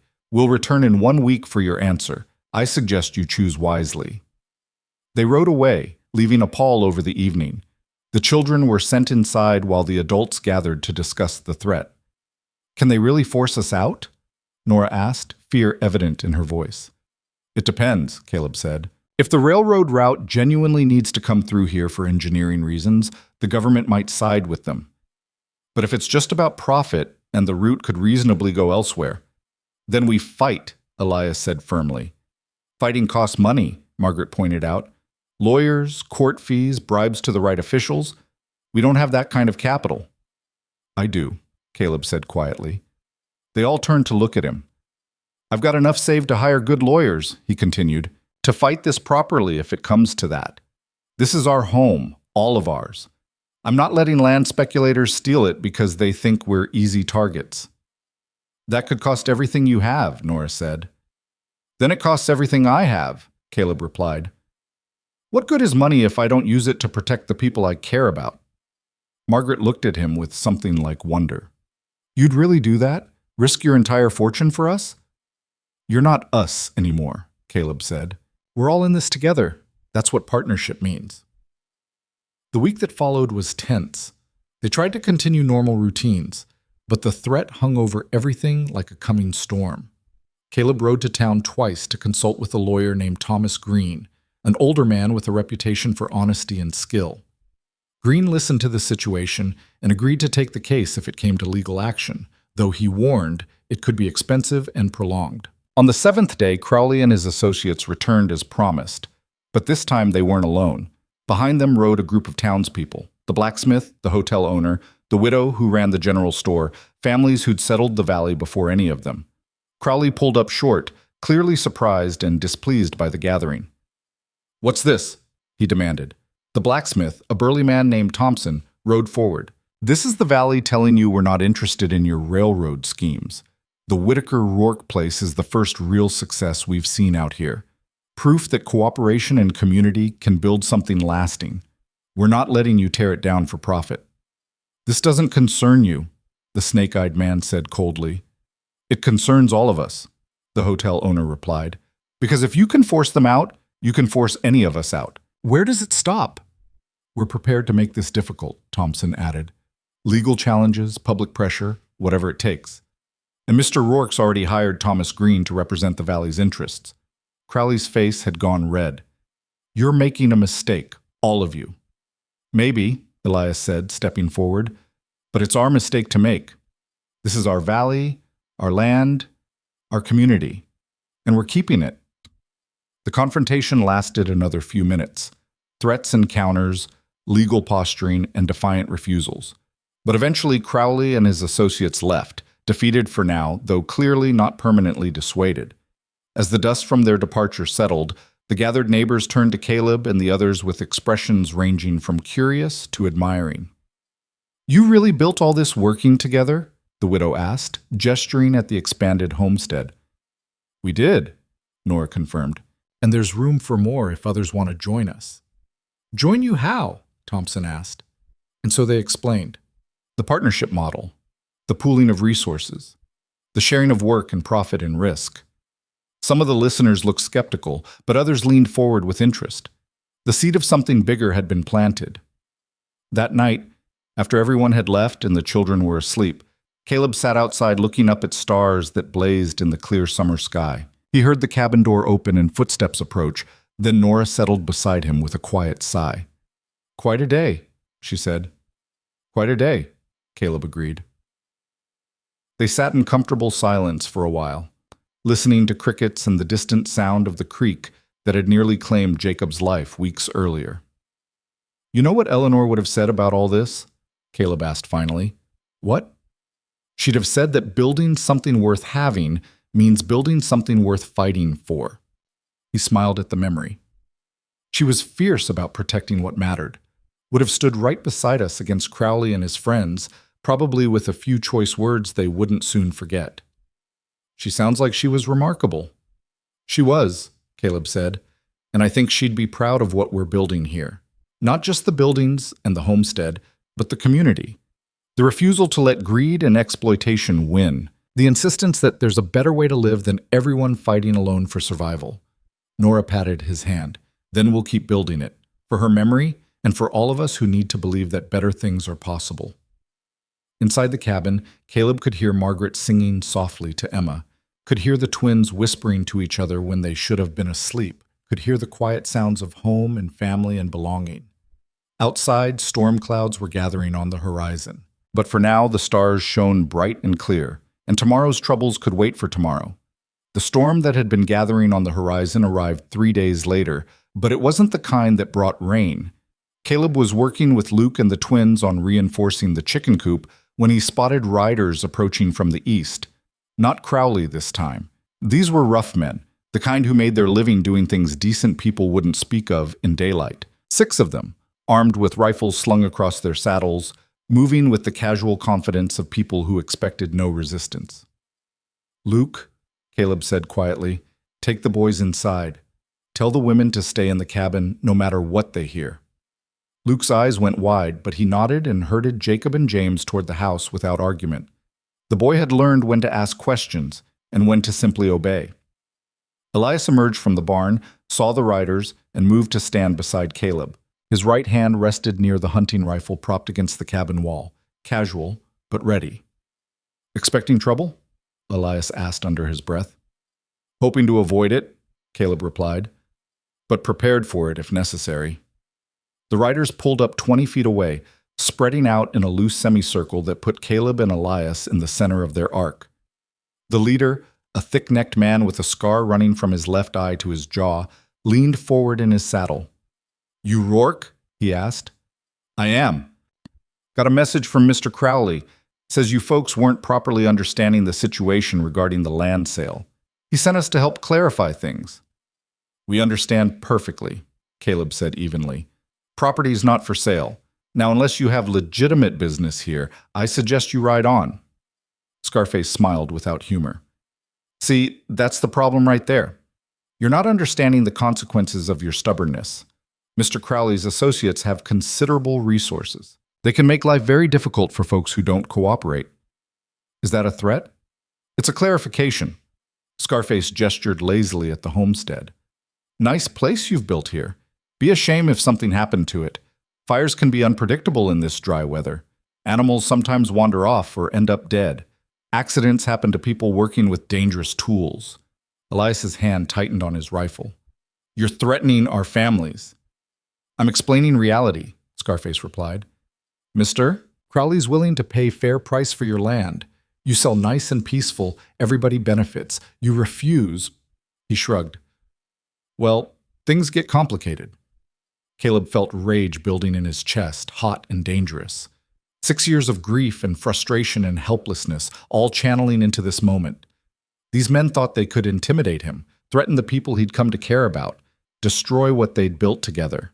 "Here's what's going to happen," Caleb said, his voice dangerously calm. "You're going to turn around and ride back to Crowley. You're going to tell him that if he sends anyone near this property again with threats or violence, I will use every dollar I have and every connection I've made to destroy him. I'll hire investigators to look into his bank dealings, lawyers to examine every transaction he's ever made, journalists to publish every shady deal he's been part of. I'll make him wish he had never heard our names." Scarface's smile faded. "Big words from a man outnumbered and outgunned."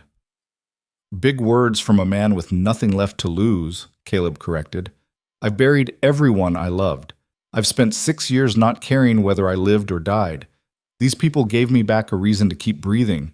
You think I won't burn my entire fortune and risk my life to protect them? Try me. Please. I'm begging you to try me." The silence that followed was absolute. Caleb could hear his own heartbeat, could see Elias's finger resting near the rifle's trigger, could sense movement behind the cabin windows where he knew Margaret and Nora were watching. Scarface studied Caleb's face, and whatever he saw there made him sit back slightly in his saddle. Men who'd lost everything were dangerous precisely because they had nothing left to fear. "This isn't over," Scarface said finally. "Yes, it is," Caleb replied. "Because if you come back, people will die. Maybe us, maybe you. Either way, Crowley will have federal marshals asking questions about why hired guns were threatening homesteaders. He won't risk that scrutiny. So take your money and ride out while you still can." For a long moment, the outcome balanced on a knife's edge. Then Scarface jerked his head toward his men, and they turned their horses, riding away at a measured pace that was meant to preserve dignity, but looked more like retreat. Caleb's legs nearly gave out once they were gone. Elias grabbed his arm, steadying him. "That was the most foolish, reckless, brave thing I've ever witnessed," the old man said. You could have gotten us all killed. I wasn't bluffing, Caleb said. His hands were shaking now, adrenaline draining away and leaving him hollow. I meant every word. The cabin door burst open and Margaret rushed out, followed by Nora and the children. Margaret grabbed Caleb's shoulders and shook him. "Don't you ever do that again," she said fiercely. "Don't you dare risk yourself like that without even consulting the rest of us." "She's right," Nora added, her face pale. "We're partners. That means we face threats together, not with one man playing hero." "I couldn't let them hurt you," Caleb said simply. "Any of you. I already failed to protect people I loved once. I won't do it again." Margaret's expression softened slightly. "We're not asking you to protect us alone. We're asking you to let us stand beside you when danger comes." Luke appeared in the doorway, the hunting rifle in his hands. "Next time they come back, I'll be ready too."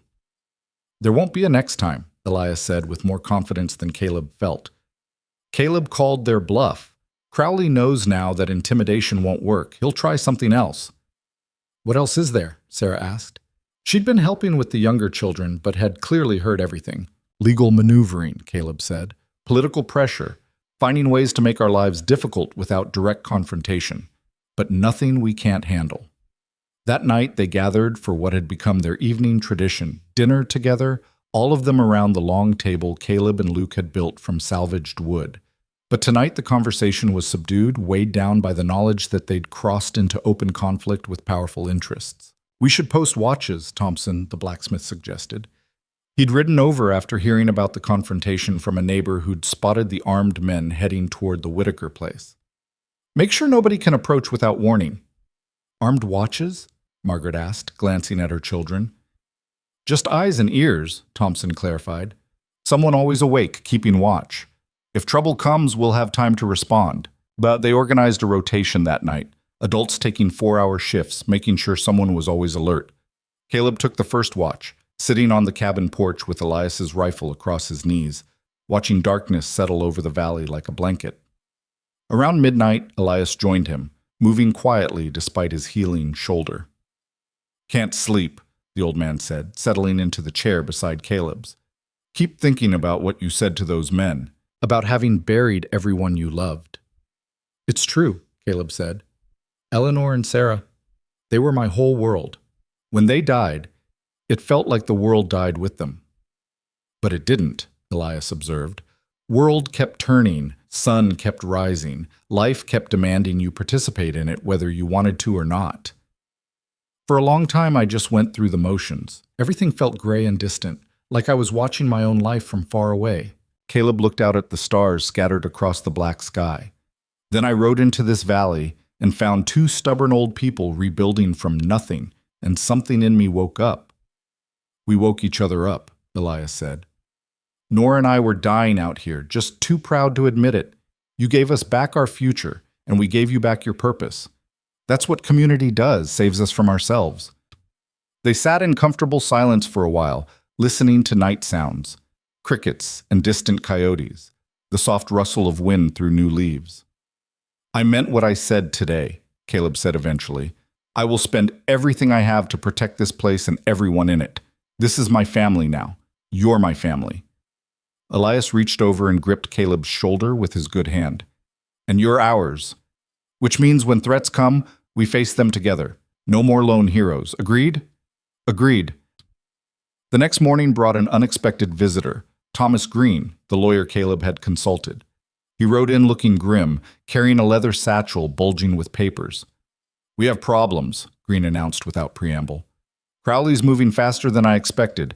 He's filed papers claiming the railroad route must come through your property for engineering reasons, and he's got signatures from territorial officials backing the claim." "Can he do that?" Margaret asked. "He already has," Green said, spreading documents across the table. "He's arguing that the valley's geography makes this the only viable route, and that public need supersedes private property rights." Caleb studied the papers, his limited legal knowledge struggling to parse the dense language. "Is his claim legitimate?" "Technically, possibly. The valley does offer certain advantages for rail construction." Green tapped one of the maps. "But there are at least 3 other viable routes that would work just as well. The question is whether we can prove his choice is motivated by profit rather than genuine engineering necessity." How do we prove that? Nora asked. We hire our own engineers to survey alternative routes and testify that they're equally viable. We demonstrate that Crowley's associates have been buying land along the proposed route at reduced prices, planning to resell at inflated rates. We show a pattern of corruption and profit-seeking that undermines their public necessity claim. That sounds expensive, Elias said quietly. It will be, Green admitted. Engineering surveys, expert testimony, court fees, bribes to the right officials. We're looking at several $1,000s minimum, maybe more if Crowley decides to drag this out. Caleb felt everyone's eyes turn toward him. He'd claimed to have the resources to fight this battle, but several $1,000s was a substantial portion of his railroad money. If he lost, he'd be nearly broke. Do it, he said without hesitation. Hire whoever we need. File whatever papers are necessary. We're fighting this.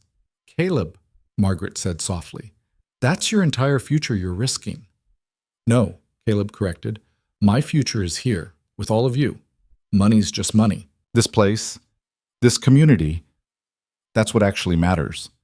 Green nodded approvingly. I'll start immediately, but I need to warn you. This could take months, possibly years, and Crowley won't sit idle while we build our case. Expect more pressure, more attempts at intimidation. We'll be ready, Elias said firmly. Over the following weeks, the battle lines became clearer. Green hired engineers and began surveying alternative routes, documenting evidence that would support their case. Crowley responded by increasing political pressure, convincing the territorial legislature to fast-track the railroad approval process. Newspapers in the territorial capital ran articles about stubborn homesteaders blocking progress, painted with quotes that made Caleb and the others sound like backward fools standing in the way of civilization.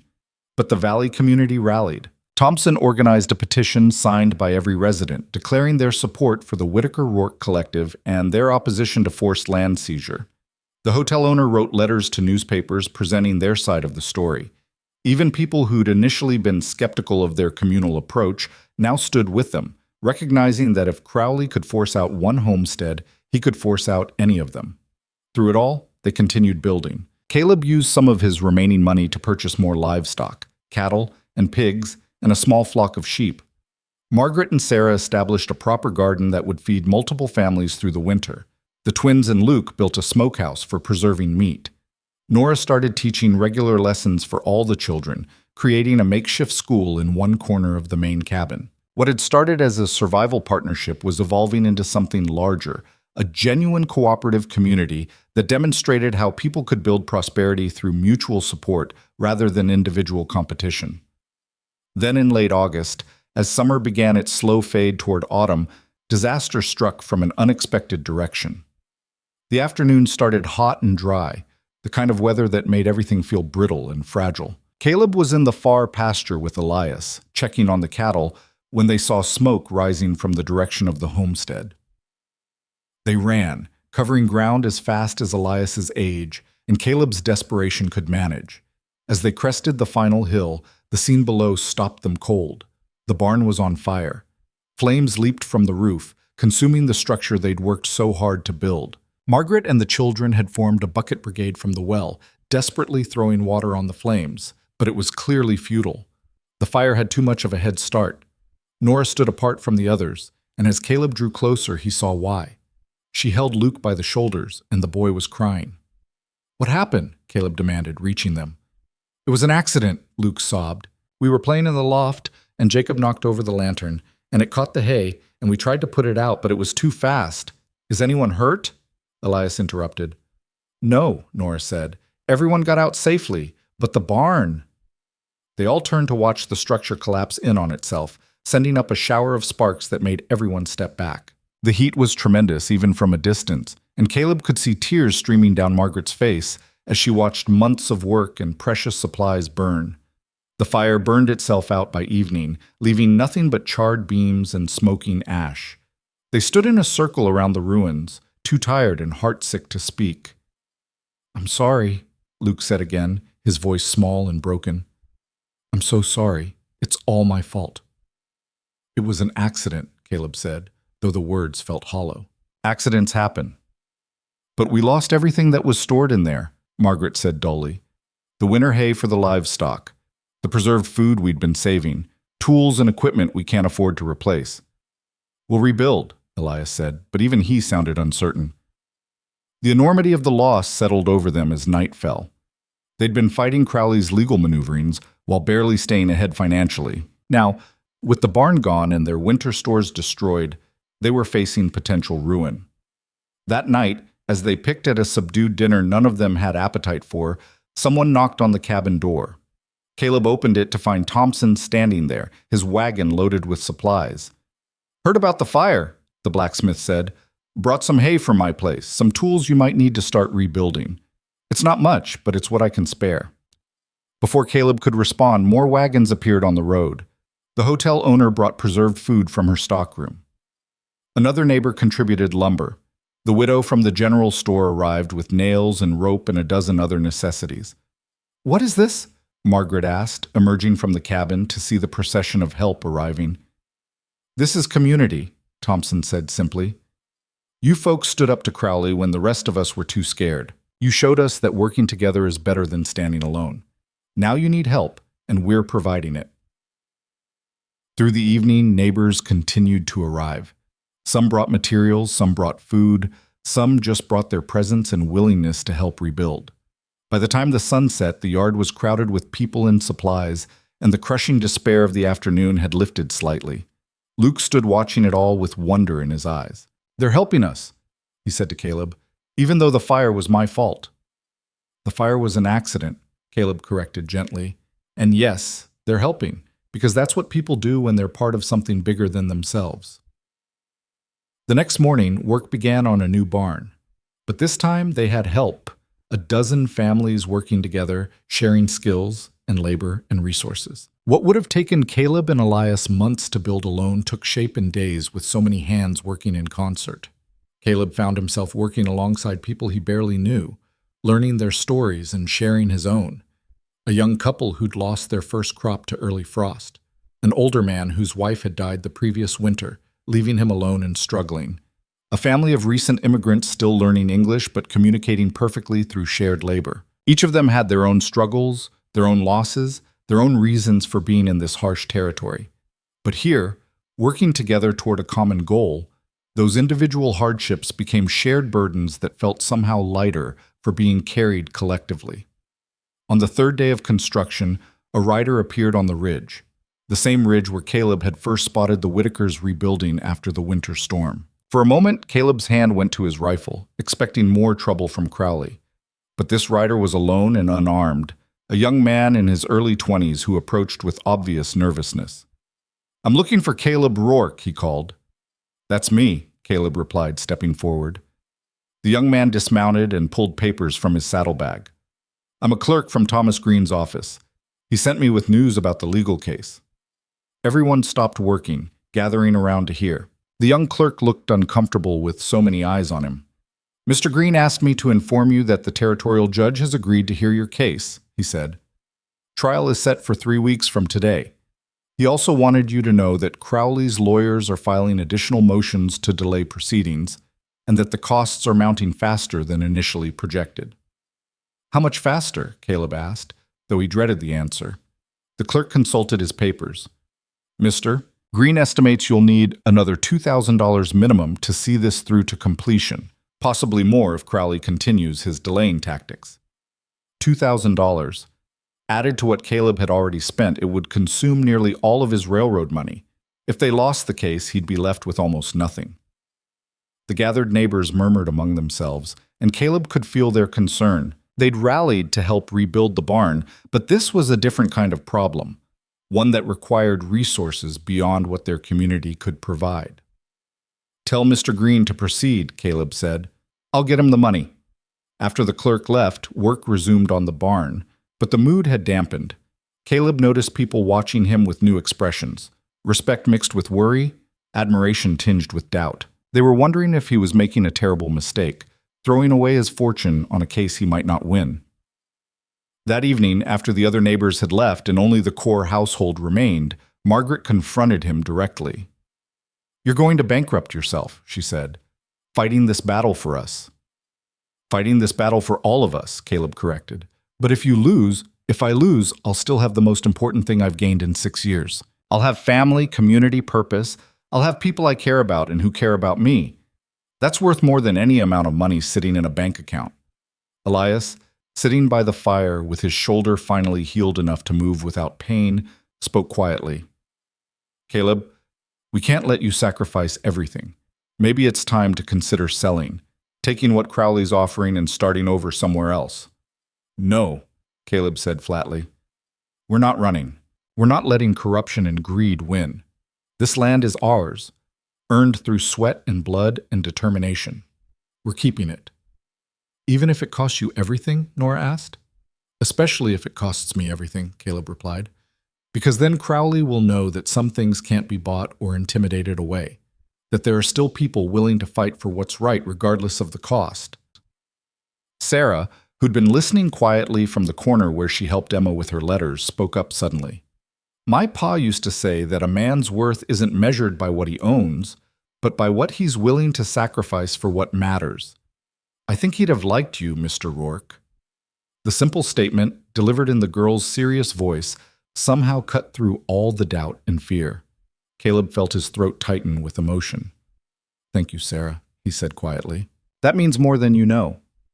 They finished the barn 5 days later, a structure even better than the one that had burned, built with the combined skill and effort of 24 families.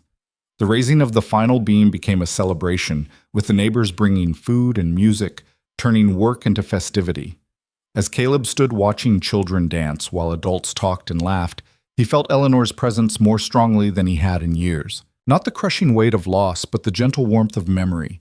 She would have loved this, the community, the cooperation, the refusal to let hardship break their spirits. I hope I'm making you proud, he whispered to her ghost. I hope you'd approve of what I'm fighting for. The wind carried his words away into the gathering dusk, and somewhere in the distance, thunder rumbled. Another storm was coming, but this time they would face it together. The storm that had been rumbling in the distance arrived with the dawn, but not as rain or wind. It came in the form of a rider bearing news that would determine everything they'd fought for. Caleb was splitting wood behind the new barn when he heard the horse approach.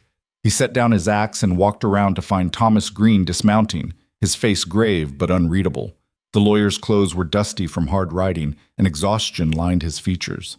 You rode through the night, Caleb observed. Had to, Green replied. Trial's been moved up. Judge wants to hear the case tomorrow instead of next week. Crowley's lawyers pushed for it, claiming scheduling conflicts, but I suspect they're trying to catch us unprepared. Elias emerged from the barn, followed by Margaret and Nora from the cabin. The children sensed the tension and gathered quietly, even the twins unusually still. Tomorrow? Nora repeated. That's barely any time. It's a deliberate tactic, Green said. They know our engineers are still compiling their final reports. They're hoping we'll be forced to present an incomplete case, making it easier for the judge to rule in their favor. Can we be ready?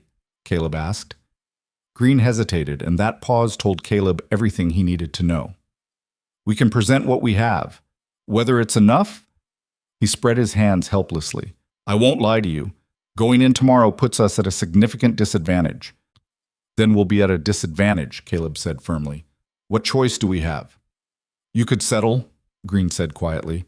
Crowley's latest offer is still on the table. $2,500 for the combined properties. It's less than they're worth, but it's something. No. The word came from Elias, sharp and absolute. We don't surrender. Not after everything we've fought for. We ride to the territorial capital tonight, Caleb decided.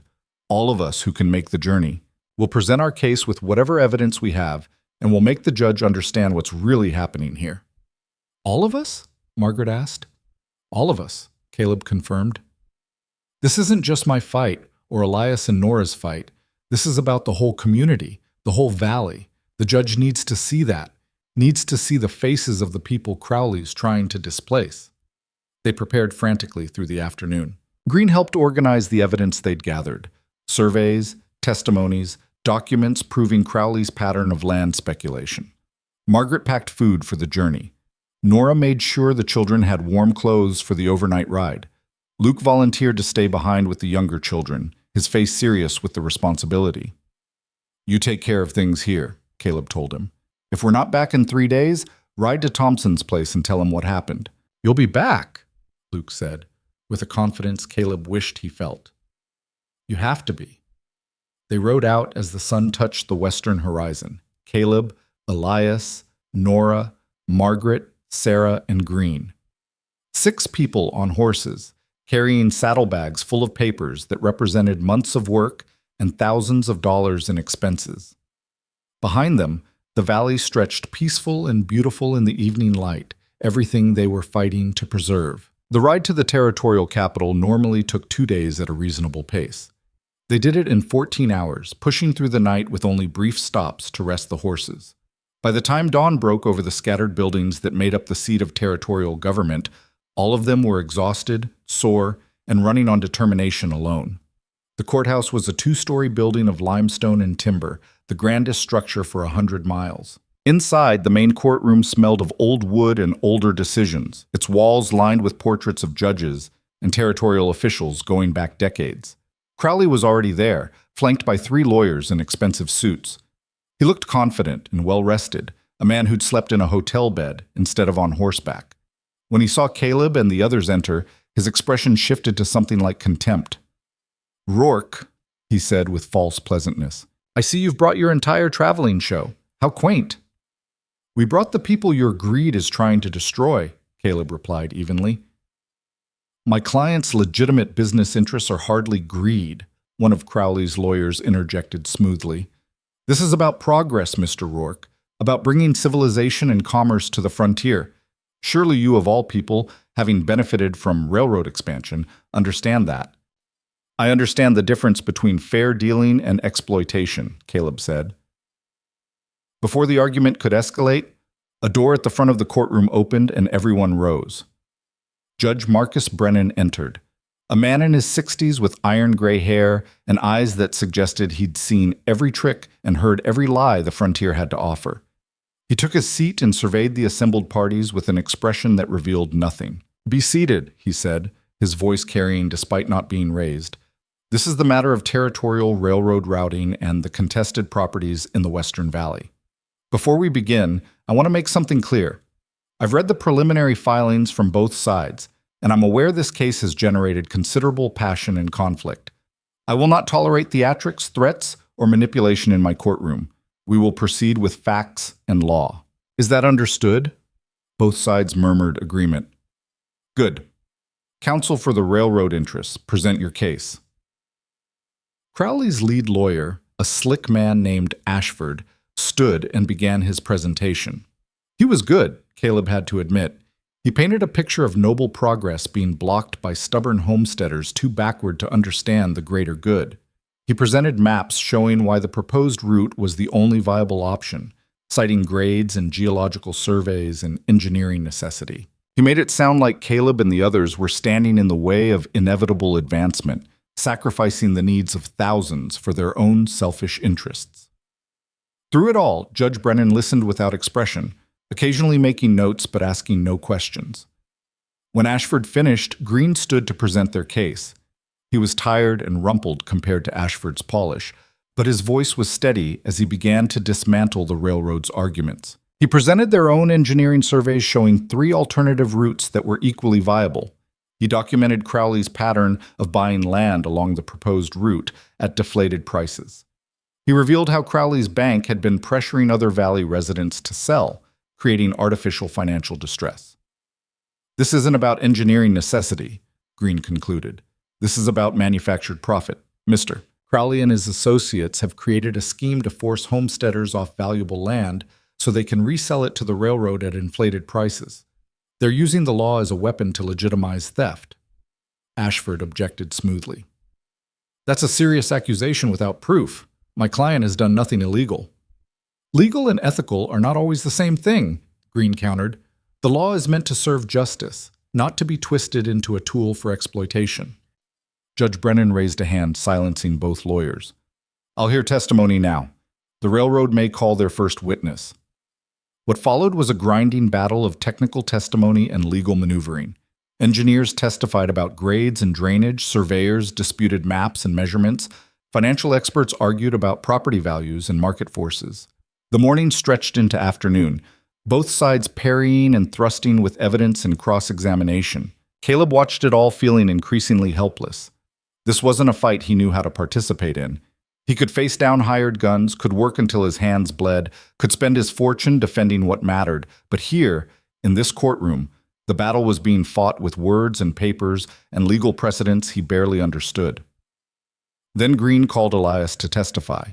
The old man moved to the witness chair slowly, his healed shoulder still affecting his gait. He placed his hand on the Bible for the oath, and his voice was steady as he swore to tell the truth.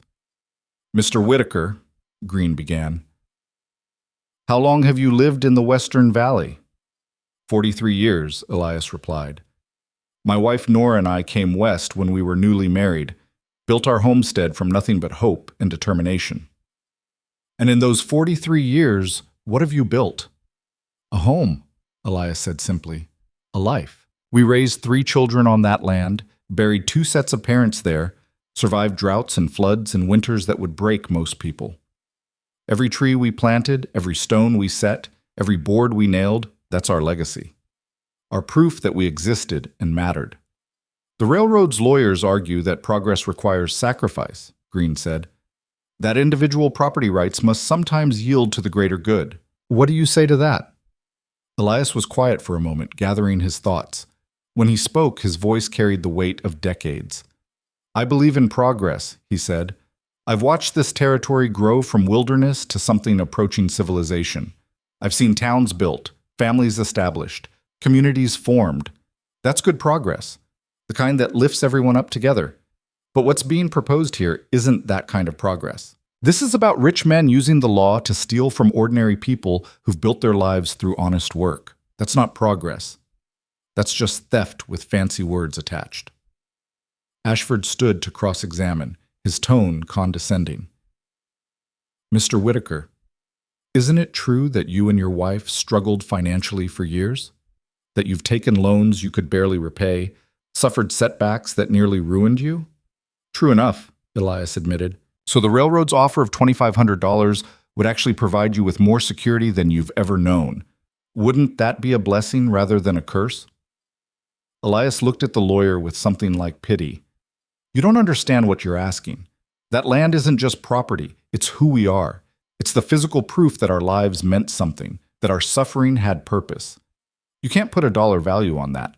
And the fact that you'd try tells me everything I need to know about what really matters to you and your clients." Ashford tried to press further, but Elias wouldn't be moved. Finally, the lawyer sat down, clearly frustrated. Nora testified next, then Margaret, each telling their stories of struggle and survival, of community built through shared hardship. Sarah spoke about her father's death and how the collective had given her family hope when they'd had none. Even from their simple testimonies, a picture emerged of what they were really fighting for. Not just land, but dignity, purpose, the right to build something meaningful through their own efforts. Finally, Judge Brennan called Caleb to testify. Caleb moved to the witness chair, aware of every eye in the courtroom on him. He took the oath and sat, waiting for Green's questions. "Mr. Rourke," Green began, "you're not originally from the Western Valley, correct?" "No, sir. I came there about 6 years ago to ranch." "And you've prospered considerably, haven't you? Your railroad dealings made you wealthy." "They did," Caleb admitted. "So why are you involved in this fight? You could sell your portion of the collective property, take a profit, and move on. Why risk everything for people you've only known a few months?" Caleb took a breath, choosing his words carefully. 6 years ago, I lost my wife and daughter to influenza. For a long time after that, I just existed. I had money and land and success, but none of it meant anything because I had no one to share it with and no purpose beyond surviving each day. Then this winter, I rode into that valley and found 2 elderly people rebuilding their homestead after a devastating storm. They taught me that building something real, something that matters, is what gives life meaning. They gave me back hope when I thought I'd lost it forever. He paused, looking at Elias and Nora. "This fight isn't about money or property. It's about whether we as a society believe that people who work hard and build communities deserve protection, or whether we allow those with power and wealth to simply take what others have created. It's about what kind of territory, what kind of nation we want to be." Ashford's cross-examination was aggressive. trying to paint Caleb as a naive fool being manipulated by cunning homesteaders, or alternatively as a wealthy dilettante playing at frontier life without understanding real hardship. But Caleb held firm, answering each question honestly, refusing to be provoked or confused. When the testimony concluded, Judge Brennan called for closing arguments. Ashford went first, reiterating the railroad's position with practiced eloquence. He made it sound reasonable, inevitable, even noble. Then Green stood for their final statement. He was exhausted, they all were, but his voice was clear and passionate as he spoke. Your Honor, this case is not complicated. Strip away the legal maneuvering and technical jargon, and what remains is simple. Powerful interests want to take property from ordinary people for profit, and they're using the law as their weapon. They've manufactured an engineering necessity that doesn't exist. They've created artificial financial pressure to force sales. They've employed intimidation and threats to cow people into submission. The only question before you is whether the law exists to protect the powerful or to provide justice for everyone. He gathered his papers, his hands trembling slightly. These people, the Whitakers, the Harpers, Mr. Rourke, and everyone in that valley, they represent something fundamental to what this territory is supposed to be about. The idea that through hard work and mutual support, ordinary people can build meaningful lives and have those lives protected by law. If you rule in favor of the railroad, you're not just taking their land. You're declaring that such protection doesn't exist, that the law serves only those with sufficient wealth and influence to manipulate it. I urge you to stand for justice, Your Honor. Stand for the principles this territory was founded on. Judge Brennan was silent for a long moment after Green sat down. Then he spoke, his voice measured and grave. This court will recess for deliberation. I'll deliver my ruling at 9 o'clock tomorrow morning. They filed out of the courtroom into late afternoon sunlight. Caleb felt hollowed out, scraped raw by the day's testimony and the uncertainty of what would come. They'd presented everything they had, laid bare their hearts and their reasons, and now their fate rested with one man's decision. Green found them lodging at a modest hotel.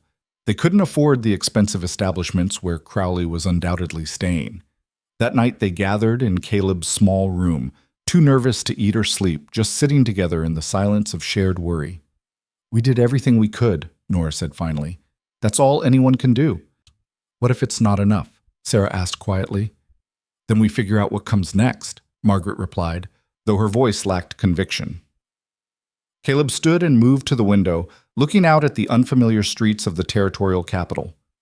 Somewhere out there, Judge Brennan was deliberating, weighing arguments and evidence, deciding the future of everyone Caleb had come to care about. Eleanor used to say that you can't control outcomes, he said without turning. You can only control effort and intention. We gave this fight everything we had. If that's not enough, at least we'll know we didn't surrender without trying. Morning came too quickly and too slowly both. They dressed in their best clothes, which for most of them meant their only clothes that weren't work-worn and patched, and walked to the courthouse through streets already filling with people. Word had spread about the case, and apparently the outcome mattered to more than just those directly involved. The courtroom was packed. Caleb recognized some faces from the valley, neighbors who'd made the long journey to show support. Others were strangers, townspeople and merchants, and officials curious about how the judge would rule on this test of frontier law versus economic power. Crowley and his lawyers sat at their table looking confident. Caleb and his group took their seats across the aisle, and he reached out to take Nora's hand on one side and Margaret's on the other. They formed a chain: Elias, Nora, Caleb, Margaret, Sarah, Green, unified by shared hope and shared fear. Judge Brennan entered precisely at 9 o'clock. Everyone rose, then sat at his gesture. He settled into his chair and looked out over the crowded courtroom with an expression that revealed nothing. I've considered the evidence and arguments presented by both sides, he began. This has been one of the more consequential cases to come before this court, as it touches on fundamental questions about property rights, economic development, and the relationship between individual liberty and collective progress. Caleb's heart hammered in his chest. Nora's hand tightened on his. The railroad's attorneys have made a superficially compelling case for engineering necessity, Brennan continued. Their surveys and technical testimony suggest that the proposed route offers certain advantages. However, the defense has successfully demonstrated that alternative routes exist with comparable viability. The question then becomes whether the slight advantages of the proposed route justify the use of eminent domain to seize private property. He paused, and in that silence, Caleb felt the entire room holding its breath. Furthermore, Brennan said, evidence presented by the defense has established a pattern of behavior by Mr. Crowley and his associates that suggests ulterior motives beyond legitimate economic development. The systematic purchase of property along the proposed route at deflated prices, followed by plans to resell at significant markup, indicates that the primary motivation here is speculation and profit rather than genuine public necessity. Caleb saw Crowley's confident expression begin to crack. The law regarding eminent domain is clear, Brennan continued. It may be employed only when genuine public necessity requires it and when no reasonable alternative exists. In this case, the defense has proven that alternatives do exist, and the prosecution has failed to prove that public necessity, as opposed to private profit, is the driving factor. The judge's gaze swept across the courtroom and settled on Caleb's group. Moreover, I cannot ignore the testimony of the property owners themselves. These are people who have built their lives through honest labor and mutual cooperation. They represent the best of what frontier settlement is meant to achieve, the transformation of wilderness into community through determination and shared sacrifice. To forcibly remove them for the enrichment of speculators would be a betrayal of the principles this territory was founded upon. Brennan picked up his gavel, and Caleb felt time slow to a crawl. Therefore, I rule in favor of the defendants. The petition for eminent domain is denied. The property will remain in the possession of its current owners. Furthermore, I am ordering an investigation into Mr. Crowley's banking practices and land dealings to determine if laws have been violated in his conduct of this matter. The gavel fell with a crack that echoed like thunder. For a moment, absolute silence filled the courtroom. Then pandemonium erupted. People were shouting, some in celebration and some in outrage. Crowley was on his feet arguing with his lawyers. Reporters were scribbling frantically in their notebooks. Caleb turned to find Elias and Nora embracing, tears streaming down both their weathered faces. Margaret had pulled Sarah into her arms, and both were crying. Green was shaking hands with anyone in reach, grinning with exhausted triumph. "We won," Nora said, looking at Caleb with wonder. "We actually won." "We did," Caleb confirmed, his own voice thick with emotion. "We kept our home." They made their way through the celebrating crowd and out of the courthouse into morning sunlight that felt different somehow, brighter, warmer, full of promise. Strangers stopped them to offer congratulations. Merchants invited them to celebrate with free drinks. Newspaper reporters asked for interviews about their victory. But all Caleb wanted was to go home. They started the journey back that afternoon, riding at a more leisurely pace than their desperate rush to arrive. The world seemed transformed by their victory. Colors more vivid, air sweeter, the future suddenly full of possibilities instead of threats. "What happens now?" Sarah asked as they stopped to rest the horses. "We go back and keep building," Elias said. "Make the collective into something even better, something that can serve as an example for others." "Will Crowley try again?" Margaret wondered. "Not likely," Green said. "The judge's ruling was decisive, and the investigation he ordered will keep Crowley busy defending himself instead of attacking others. You've won more than just this battle. You've established precedent that will protect other homesteaders facing similar threats." They reached the valley on the third day, arriving just as the sun was setting. Luke and the other children spotted them from a distance and came running, whooping with joy and relief. The boy reached Caleb first, and Caleb dismounted to sweep him into a fierce hug. "We won," Caleb told him. "We kept the land." "I knew you would," Luke said, though his tear-streaked face suggested he'd been far less certain than he claimed. That night, they celebrated with a feast that drew neighbors from across the valley. Thompson brought whiskey he'd been saving. The hotel owner contributed pies. Other families brought whatever they could spare, and the result was a table that groaned with abundance. As darkness fell and someone produced a fiddle, people began to dance. Caleb found himself swept into the celebration, passed from partner to partner, laughing more than he had in 6 years. At one point, he found himself dancing with little Emma Harper, who stood on his boots while he waltzed her around, her giggles like music. When the dancing paused for rest, Thompson raised his glass in a toast. "To the collective," he said, "and to the stubborn fools who refused to quit when quitting was the sensible option. You didn't just save your land, you saved all of us. You showed that ordinary people standing together can defeat wealth and power when they refuse to back down. That's worth celebrating." "Hear, hear," came the chorus of agreement. Later, as the celebration wound down and families began heading home, Caleb found himself standing with Elias and Nora watching the last dancers circle the yard. "Thank you," Elias said quietly, "for everything, for working beside us, for fighting for us, for giving us back our future." "We gave each other our futures," Caleb corrected. "That's what family does." "Is that what we are?" Nora asked. "Family? What else would we be?" Caleb replied. "We've built something together, fought for it together, nearly lost everything together. If that doesn't make us family, I don't know what does."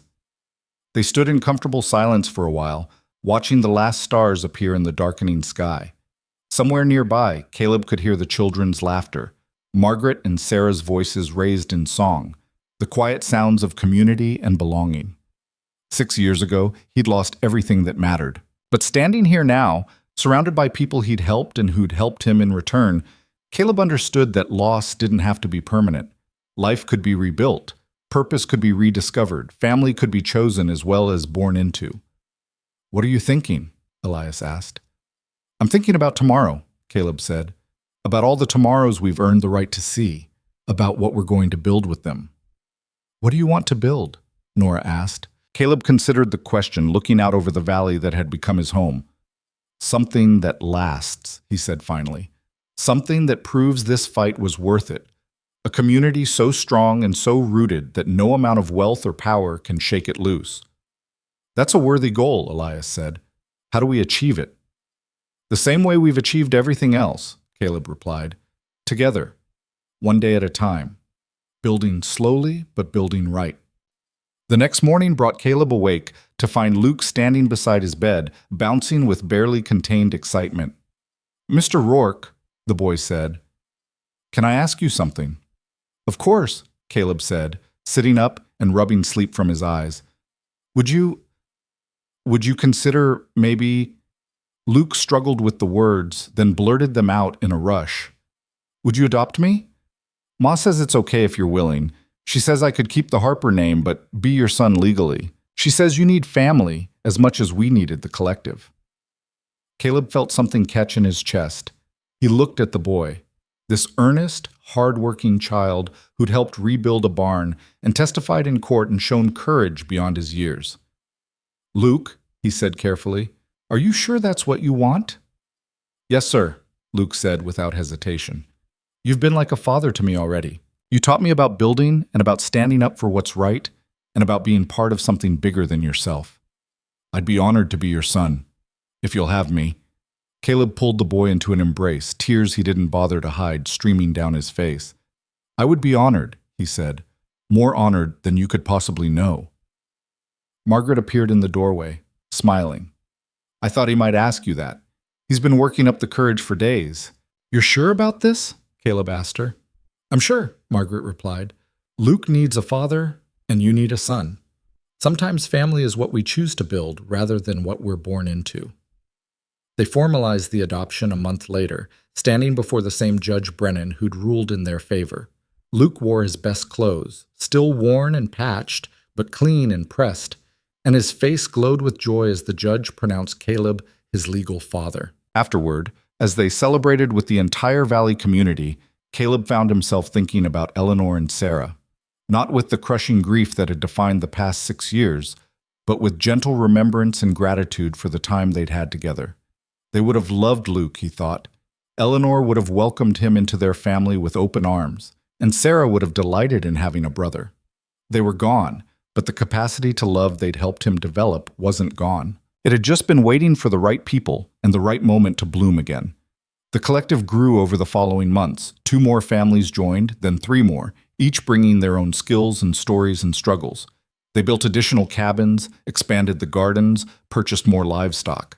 What had started as a desperate survival partnership evolved into a thriving cooperative community. Caleb used the last of his railroad money to purchase equipment they could all share: a proper plow, tools for a blacksmith shop, materials for a small sawmill. Instead of hoarding resources, he invested them in infrastructure that would benefit everyone.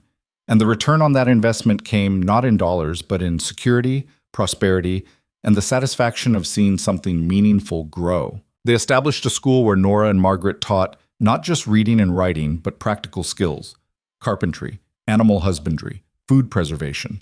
Sarah proved to have a gift for teaching younger children, and she began taking on more responsibility as Nora's age made long days difficult. Thompson, the blacksmith, moved his operation to the collective, recognizing that being part of a larger community offered stability his solo practice never could. Other craftsmen followed: a wheelwright, a potter, a weaver. The collective became not just a farming operation, but a small village, largely self-sufficient and bound together by shared purpose and mutual respect. Elias's health continued to decline as autumn approached, his heart finally giving out after a lifetime of hard work. They buried him on a hillside overlooking the valley he'd spent 43 years building into a home, and his funeral drew people from 100 miles around. He'd become a symbol in his final months, proof that ordinary people could stand against exploitation and win, that determination and community were stronger than wealth and power. "He died fighting for what he believed in," Nora said at the graveside, her voice steady despite her tears.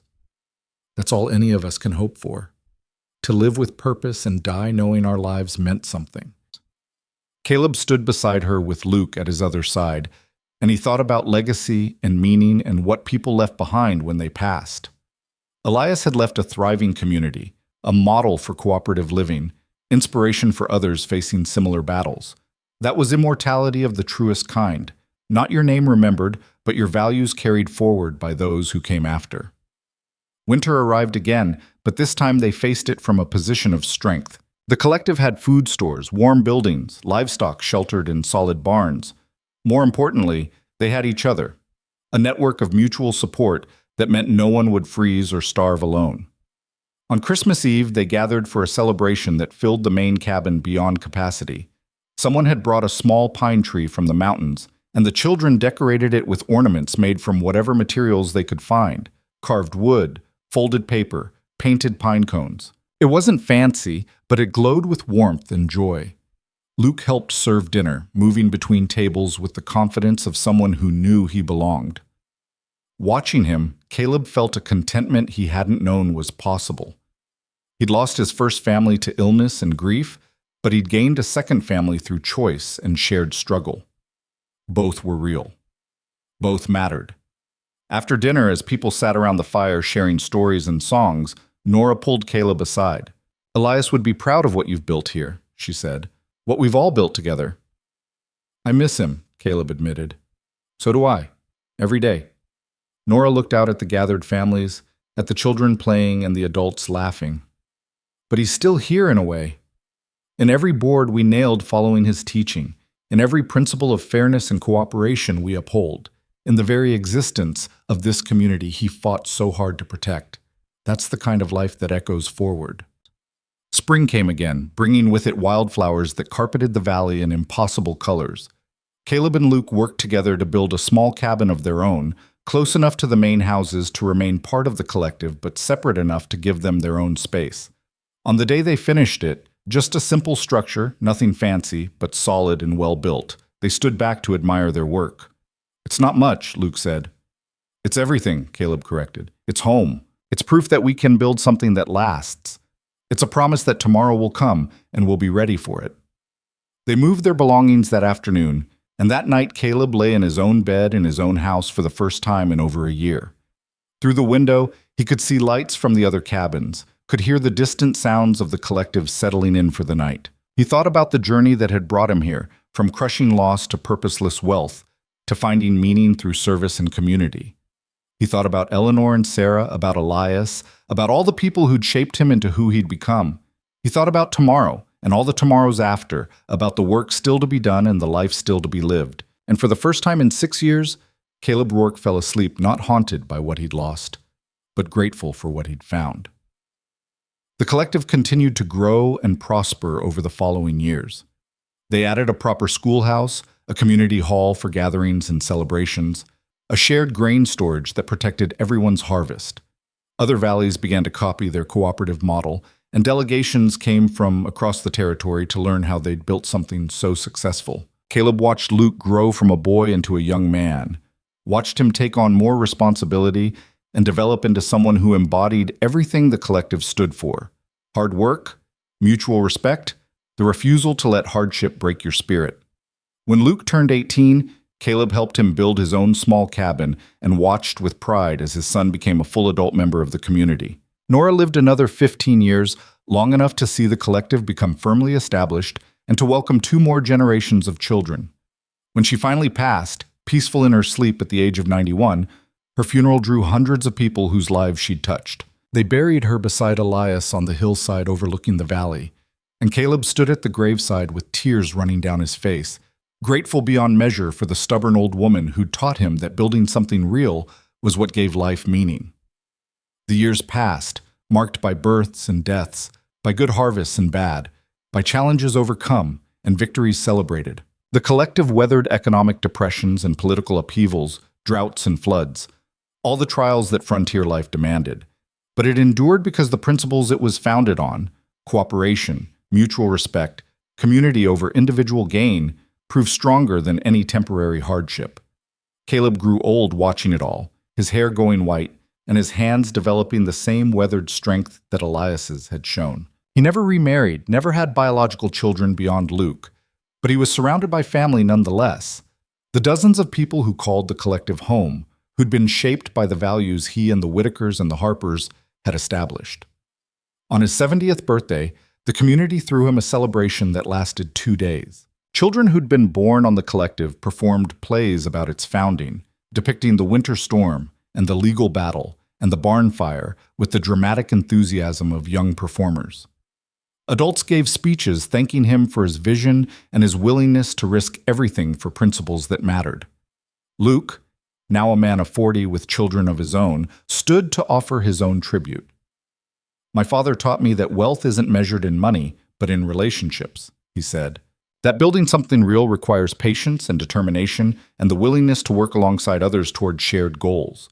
That community is stronger than isolation, cooperation more valuable than competition.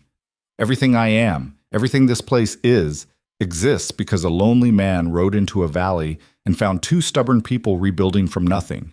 And instead of riding on, he chose to stop, to learn, to build, to become part of something bigger than himself."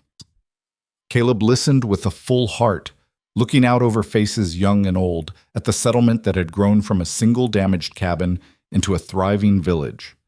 This was his legacy, not wealth or property or his name on official documents, but the living community that would continue long after he was gone. He died on a spring morning 5 years later, surrounded by family in the cabin he and Luke had built together decades before. The wildflowers were blooming outside his window, painting the valley in the colors he'd come to love. His last thoughts were of Eleanor and Sarah, of Elias and Nora, of all the people who'd shaped his journey from grief to purpose, and his last words, whispered to Luke who sat holding his hand, were simple and true. "I was lost," Caleb said, "and you all helped me find my way home." They buried him on the hillside beside Elias and Nora, overlooking the valley he'd helped preserve and the community he'd helped build. Hundreds attended his funeral, testifying to a life that had mattered not because of what he'd accumulated, but because of what he'd given away: his time, his resources, his heart. The collective endured long after Caleb's death, growing and evolving, but never losing sight of the principles that had founded it. The valley became known throughout the territory as a model of cooperative living, and historians would later point to it as an early example of successful communal organization on the American frontier. But the true measure of Caleb Rourke's life wasn't found in history books or sociological studies. It was found in the children who grew up secure and loved, in the families who built prosperity through mutual support, in the community that proved people working together could create something beautiful and lasting. It was found in the knowledge that one man's choice to stop running from grief and instead build toward hope had changed not just his own life, but the lives of everyone he touched. And it was found in the simple truth that sometimes what we build with worn hands and loyal hearts matters infinitely more than anything we could purchase with wealth alone. The valley still stands today, and if you visit on a spring morning when wildflowers bloom across the hillsides, you might hear echoes of the past in the wind, the sound of hammers and saws, of laughter around dinner tables, of a community that refused to quit. You might see 3 graves on a hillside overlooking it all, marking the resting places of the stubborn souls who proved that home isn't bought with money, but built slowly, together, through determination and love, and the refusal to let storms, of any kind, destroy what matters most. And if you listen carefully, you might hear something else too, the whisper of a promise carried forward through generations. The fundamental truth that Caleb Rourke learned in that Montana valley so long ago. That building something worth having means building something worth fighting for. That community saves us from ourselves. And that a real home isn't found or purchased. It's created, one board at a time, one relationship at a time, one choice to stay and build rather than run and hide, until something beautiful and permanent emerges from the work of hands that refuse to quit.